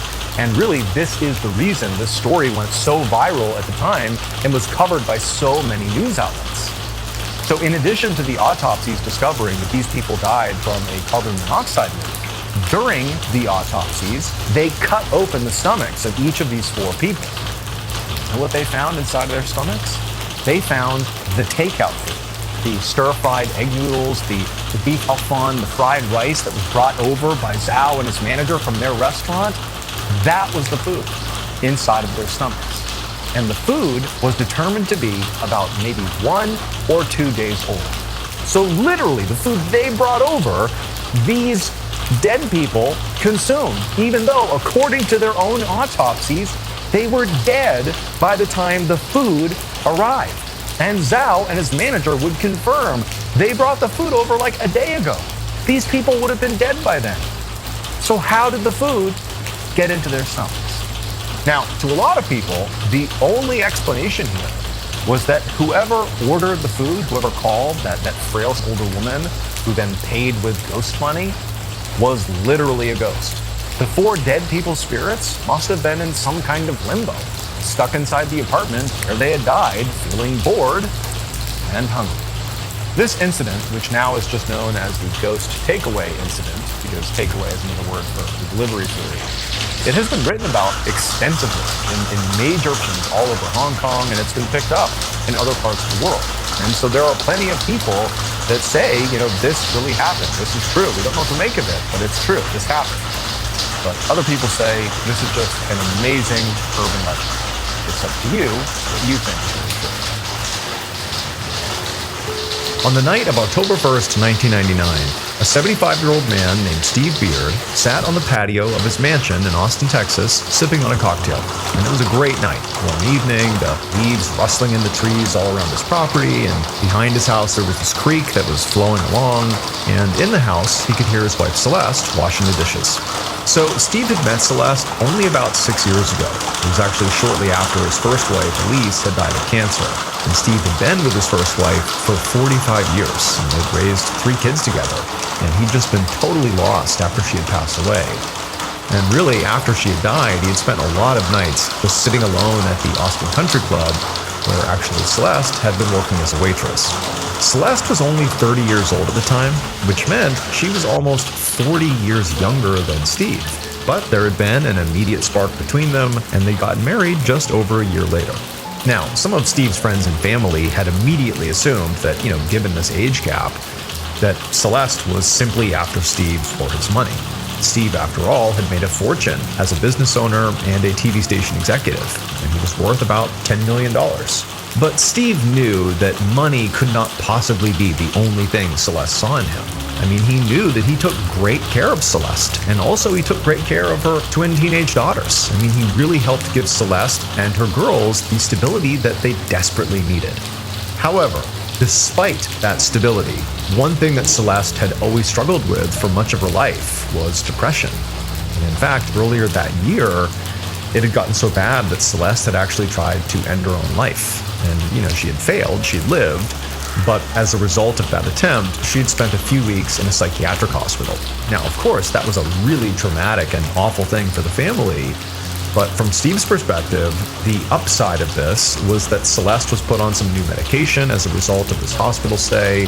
She had made some good friends, actually, while she was at the hospital, and to Steve, it just seemed like, maybe now things were starting to maybe turn around for Celeste. And to Steve, the fact that Celeste appeared to be on the right path again was great timing, because recently, Steve had actually been dealing with health problems of his own.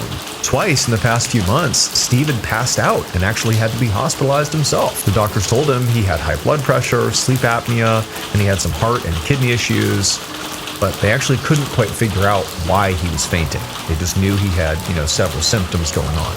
Now, Steve thought it was very likely stress-related, and he just needed to relax. So in fact, in 2 days from now, he was going to be taking Celeste on a 3-week vacation around Europe. After everything Celeste had been through that year, and also, Steve had been through as well with his own medical issues, he felt like they both could use some time away, just the two of them. But now, when Steve got up from his seat out on the patio of his home and he put the empty cocktail glass down on the table and he turned and he opened the glass door that led into the bedroom, he saw that even though he'd already packed his suitcase for this European trip, several days ago, Celeste's suitcase was still empty in the closet. And Steve couldn't help but feel like it seems like Celeste might be getting cold feet about this European vacation. Like she should have been packed already and she's clearly putting it off. So Steve left the bedroom and he went down the hallway and went into the kitchen where he found Celeste cleaning up. And when he got in there, as gently as he could, he told Celeste, hey, when you get a chance, you really ought to pack. And she told him, oh, don't worry about it. She'd just been busy all week. She'd get to it. Steve nodded, but wasn't really convinced that she actually intended to pack soon, but he said, okay. And then he looked over at the clock, and even though it was barely 9 p.m., he felt exhausted. So he told Celeste he was going to go to bed, and she told him that she actually intended to stay up for a bit longer. One of her daughters was having a sleepover at the family's lake house that night, and she said that she might go over there and just check on them later. Celeste told Steve that when she returned from doing that, she would sleep in a different room to avoid waking him up. Steve thanked her and gave her a kiss goodnight, and then he turned and walked back down the hallway, back into the bedroom. He got ready for bed, climbed into bed, and then he put on his oxygen mask because he had sleep apnea, and then he pulled the covers up, and he drifted off to sleep. Hours later, around 3 a.m., Steve woke up, and immediately he felt this horrible pain in his stomach. And even though it was dark in his room, he looked down, he's got the mask still on his face, and he could tell there was something on his stomach. And he reached down instinctively and he grabbed at his stomach and he felt something wet on his hands. And so in a panic, he ripped off his mask and he kind of sat up to look down at his abdomen. But as he did, just the pain felt intensified so much just by trying to sit up that he fell back down. And so he reached over and he clicked on the light and he looked down and there was blood all over his stomach, like all over the sheets everywhere. And so he begins screaming out for Celeste. And as he's screaming, like the pain is only getting worse and worse, and Celeste is not coming in the room. She's not even responding. And so as he's looking down, like completely panic-stricken, watching all this blood coming out of his gut, he has no idea how this is happening. He just reached over and grabbed the phone, and he dialed 911. Just minutes later, a squad car from the Travis County Sheriff's Department pulled up outside of Steve's house with its lights flashing. Deputy Alan Howard climbed out of that car, and he saw a fire captain and another pair of deputies on the front step pounding on the door. All Deputy Howard knew was that a man in this home had called in with some kind of medical emergency. But the dispatcher had not quite understood what was wrong with him. And so Howard just ran over to the front door, and there the other deputies told him that so far nobody was answering their knocks. Howard knew at this point, time is of the essence. They had to get in and make sure this person was okay. And so he didn't want to just sit out here and wait any longer. So he left the front porch and went along the side of the house to see if there was maybe another door that was unlocked somewhere else. And so as Howard went around to the side of the property, the other deputies followed him. And then Howard, he eventually found this flight of stairs that went up to a patio attached to a bedroom. And so up Howard went, the deputies followed, they got up there, and they looked into the house, and they saw a light was on. And then through the glass door, they could all see there was an elderly laying in bed with a telephone receiver in one hand, and his other hand appeared to be just covered in blood. Howard walked up to the door and tried to open it, but it was locked. So he pulled out his heavy-duty flashlight and broke the glass, reached in, unlocked it, and slid the door open. Then Howard ran into the bedroom, and when he got right next to the bed, he looked at this man who was still conscious, but he had a gaping hole in his stomach, like his intestines were literally spilling out. And that's why his other hand was so covered in blood. It was like he was trying to hold his intestines inside of himself. Howard asked the guy what happened, and the old man just said he had no idea. He'd just woken up and his were coming out. At this point, the fire captain came into the room, and while he knelt down with his first aid kit to try to bandage up this man's wounds, Howard began looking around the bedroom for any clue about what was going on here. And he noticed something that was round and yellow lying on the carpet. So he bent down to get a better look, and he saw that the round yellow thing was a shotgun shell. And so at this point, it seemed fairly obvious that this man has been shot in the stomach with a shotgun. But Howard's also realizing that whoever pulled the trigger might still be in the house. So at this point, Howard drew his own weapon, and he crept slowly out into the hallway. And as Howard began searching the rest of the house, he didn't find anybody, but what he did find is there were lots of other entry points into the home, lots of doors and windows, and eventually when he found his way into the living room, he saw there was another set of sliding glass doors, and he walked right up to it and he found they were unlocked. Howard also saw that a table lamp in this living room was overturned, suggesting that somebody might have knocked it over while coming in or out of the house. And so Howard continued searching the living room, and then he found his way into the dining room, and then the kitchen, and then he went down the hallway into another wing of the house. And there, he opened another door to a bedroom, and he found there was a woman inside, sleeping in her bed, totally sound asleep.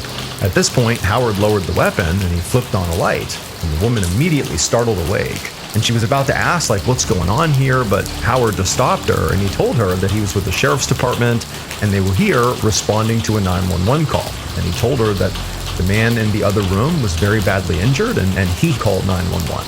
And so the woman, as she's processing what she's being told, she began sobbing hysterically, and then just begged Howard not to let her husband die. And then a second later, in the midst of all this chaos, this teenage girl comes running in the room and goes right to the woman, and she grabs the way a child would grab their mother, and they're sort of holding each other, and Deputy Howard, he's looking for potentially a shooter in the house. But just from the looks of it, it appeared very much like this is a woman who's very shocked, very by this. The girl, the teenager as well, appears equally shocked. But just to be sure, Howard asked this woman to identify herself, and through tears, she would say that her name was Celeste Beard, and that very likely the victim here, the person you're talking about, the man, is her husband, Stephen Beard. And then she also said that the teenage girl was her daughter. And so now Howard, feeling pretty confident that these are just victims, he told them to just stay put, that he was going to search the rest of the house and just make sure that the house was safe. And so Howard, he leaves the room, you can still hear them crying behind him, and he searches the rest of the house. Huge house, but he searches every room. And there's nobody there. And so it appeared that whoever had shot Steve was gone.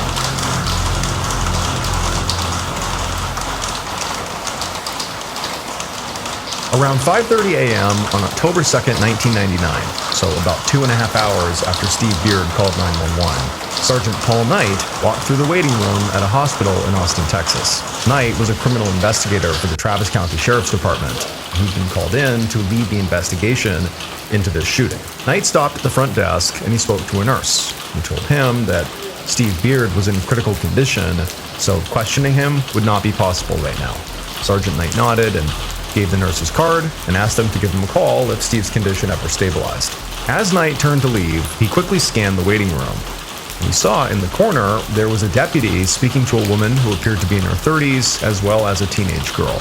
The deputy waved to Knight and called him over, and so Knight went over and he introduced himself. The woman told Knight that she was Steve's wife, Celeste, and the girl was her daughter, Christina. Knight, he said hello to them, but he knew that he had to do something that was going to come off as pretty insensitive, but he really had to do it as soon as possible. So after just, exchanging some pleasantries, he sat down and pulled out a gunpowder residue test kit. And then he asked Celeste and Christina if he could swab their hands before they began really getting into any sort of conversation here. And Celeste looked really surprised and asked if she was a suspect.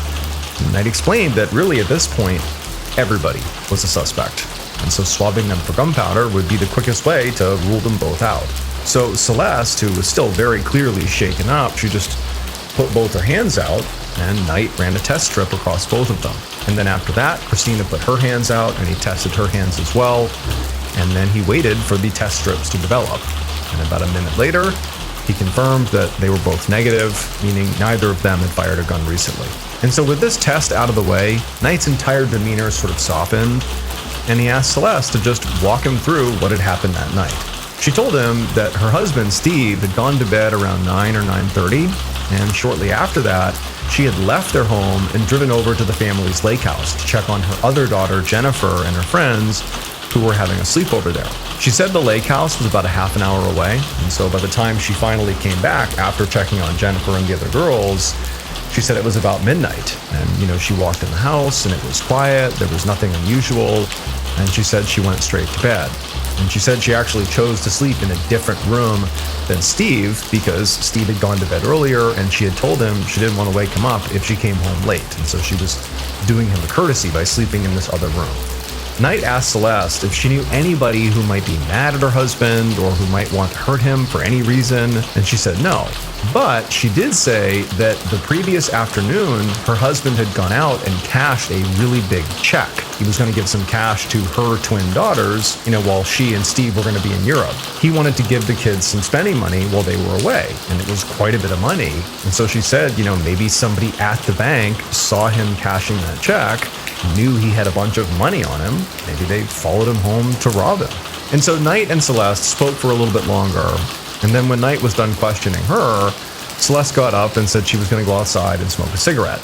And then she left. Knight turned to her daughter, Christina, and asked her about what she'd seen and heard from the previous night. Christina said she had been asleep all night until around 3:30 in the morning when she'd woken up to police lights flashing outside her window. And as she continued to tell her story of what happened, Knight noticed that she was being really careful about what she was saying. Not like she was trying to remember some concocted story, but rather it was like she was literally trying her best to actually remember. Like she was struggling to remember just what amounted to a pretty traumatic and very, chaotic night. But before Knight could ask any more follow-up questions, another girl, another teenager, who looked exactly like Christina, ran into the waiting room, and immediately Christina got up to go over and hug her. And when the two girls pulled away from each other, Knight noticed that both of these girls were sobbing, and they really were just like identical. Christina introduced this new girl as her twin sister, Jennifer. And then just a few seconds after that, two teenage boys came through the hospital door, and they hurried over to join the group. And as they all sat down, Christina explained that the two boys were her and Jennifer's boyfriends. After Christina briefly updated her sister Jennifer and the two boyfriends about the condition of her stepfather, Knight turned to Jennifer and just asked her to please walk him through where she had been, the previous night. And Jennifer would say, she had been at the family's lake house, she was there with her boyfriend and one other friend, she'd been there all night. And then when they had found out something had happened to Steve, they had all rushed here as soon as they could. And so Knight, he asked the girls if either of them knew anyone who might want to harm their stepfather. And as soon as he asked that, Knight noticed the two teenage girls, they shared this quick, knowing look between themselves. At this point, Christina turned back to Knight and said there was only one person she could think of who would do something like this, a woman named Tracy Tarleton.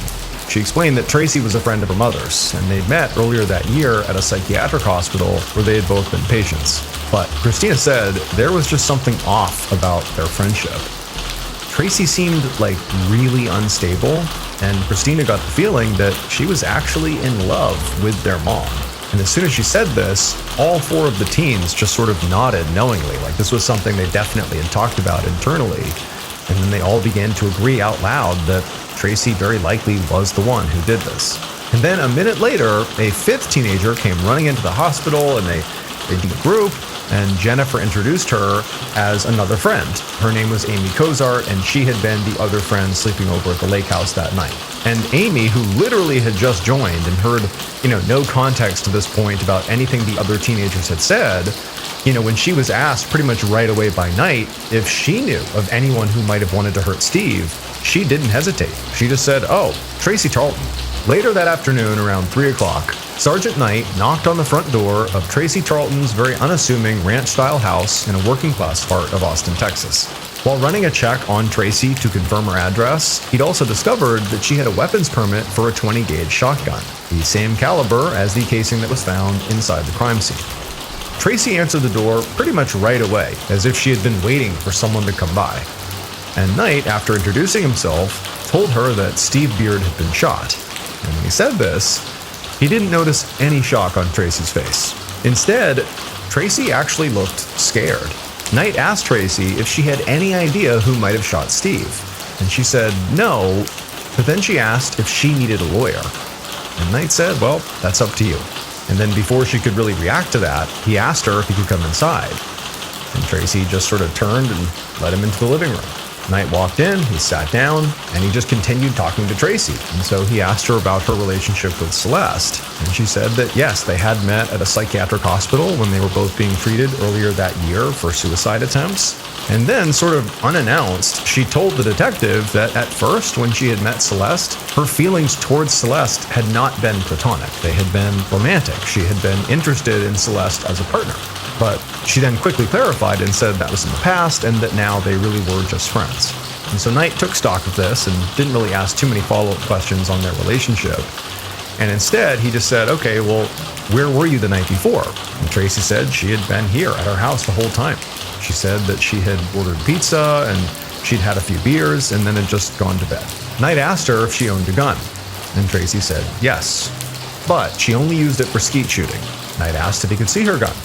And so Tracy got up and she walked over and opened up a closet and she pulled out a shotgun in a zippered case. Knight asked her if he could take her gun down to the ballistics department, and Tracy definitely hesitated for a moment, but then she was like, "Sure."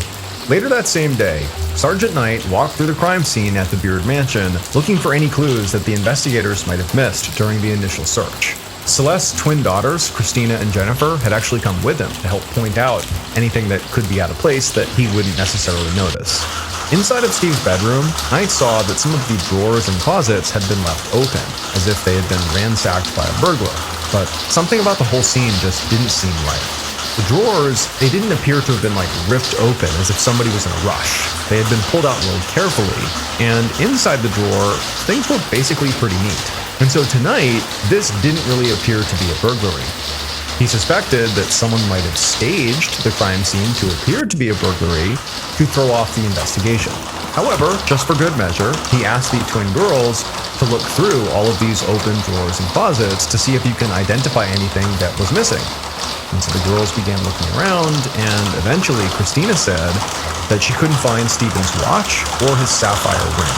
Now, on the one hand, this might give credit to the idea that this really was a burglary gone wrong.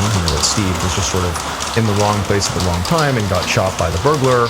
But tonight, this development that these two small items were gone actually only seemed to confirm the idea that this was not a burglary gone wrong, because this whole house was chock full of nice jewelry and antiques. There's so many other things in the house that could have been taken that were obvious that were not taken. And so Knight, he left the bedroom, walked down the hallway, and went into the living room. And there he's looking around at all this obviously very expensive furniture and vases and paintings and all this stuff that's super valuable all over the place. He began to consider another possibility, that maybe somebody in the family had killed Steve for the inheritance. I mean, this guy clearly is loaded. Now, Knight didn't know what Steve's will said yet, but he knew that along with his two stepdaughters, he had 3 adult children from his first marriage, and all of them very likely stood to inherit millions of dollars when he died. And then there was Steve's wife, Celeste, who was less than half his age. It was hard not to wonder if she'd simply married him for his money. And so it wasn't really a far cry to wonder if maybe she had been involved in the shooting, because if he dies, maybe she'd get all of his money. And so as Knight was thinking about this and wandering back down the hallway, he noticed a trap door in the ceiling that led to an attic that he hadn't noticed before. So, curious, he reached up and pulled open the door, and then he climbed up the ladder that came down, and before long he was in the attic. And up in the attic, he saw there was a box lying on the floor just a few feet away, and, where everything else in the attic had been totally covered in dust and cobwebs, this box was not. It was perfectly clean, as if it had only been put up here pretty recently. So he grabbed the box and he opened the lid up, and inside was a 20-gauge shotgun. Knight knew this could be extremely important to this case, so he immediately packaged up the box, picked it up, and he carried it down the ladder back down to the main floor. And when he got down there, he saw one of the twin girls, Jennifer, staring at him looking really nervous. She rushed to explain that that shotgun she had purchased as an anniversary gift for her boyfriend, and she was just keeping it up there out of sight until it was time to give it to him. She swore the gun had never been fired, and she had not even taken it out of the box yet. Now, Knight heard what she said, but he held on to the box because he still was going to bring it back to the ballistics department right away to have it tested. I mean, it seemed very odd to him that Jennifer hadn't mentioned until now that there was a gun in the house, and that it just happened to be the exact same guns as the weapon that was used to shoot Steve. Now, Jennifer did have an alibi. She had been at the lake house at that sleepover 30 miles away on the night of Steve's shooting. But her sister, Christina, had been home the whole night, and Knight had to wonder if maybe the two sisters had plotted together to kill their stepfather, maybe for his money. After all, it just seemed weirdly convenient that Jennifer, Christina, their boyfriends, their other friend Amy, had all, without any hesitation, named Tracy Tarleton as the suspect. It just seemed like something here was not quite adding up. That evening, Detective Knight went back to the hospital, and the nurse at the front desk told him that Steve was out of surgery and was stable enough to finally have visitors. She gave him Steve's room number and then let him through. However, when he got down the hallway to Steve's room, he saw this handwritten sign taped to the door that said no law enforcement personnel allowed to interview patient except in the presence of his attorney. And as Knight was processing this pretty surprising sign, out of nowhere, Steve's wife, Celeste, came rushing down the hallway and literally blocked him from going into the room.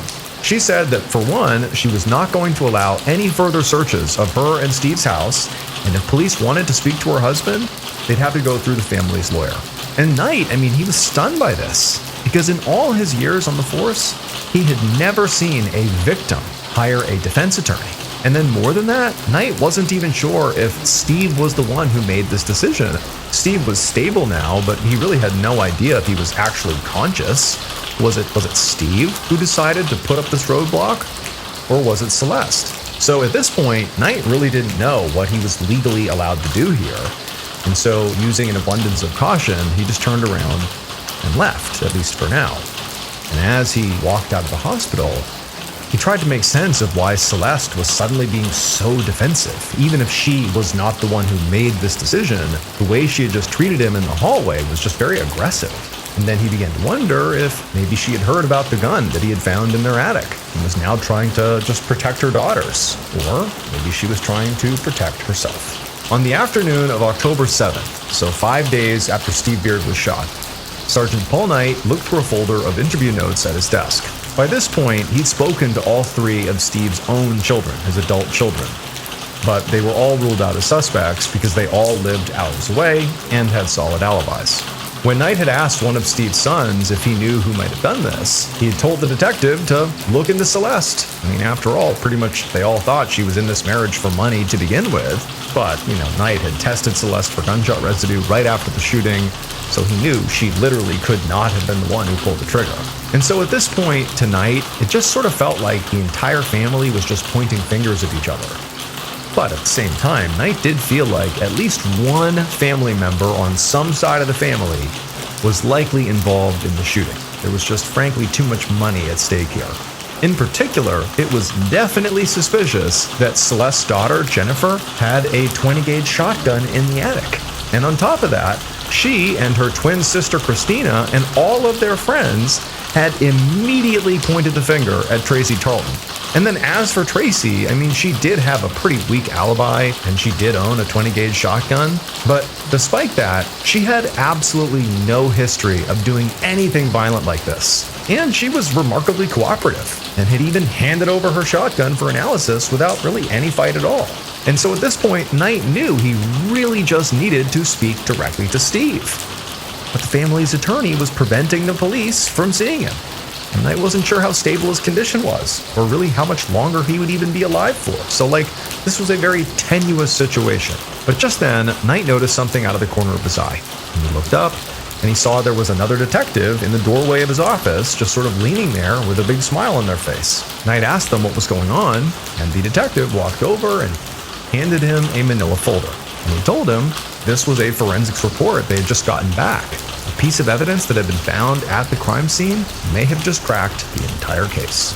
Based on forensic evidence, confessions, and witness interviews, this is what police believe happened to Steve Beard in the early morning hours of October 2nd, 1999. Around 2:30 a.m., the killer turned off their headlights as they drove toward the Beard mansion.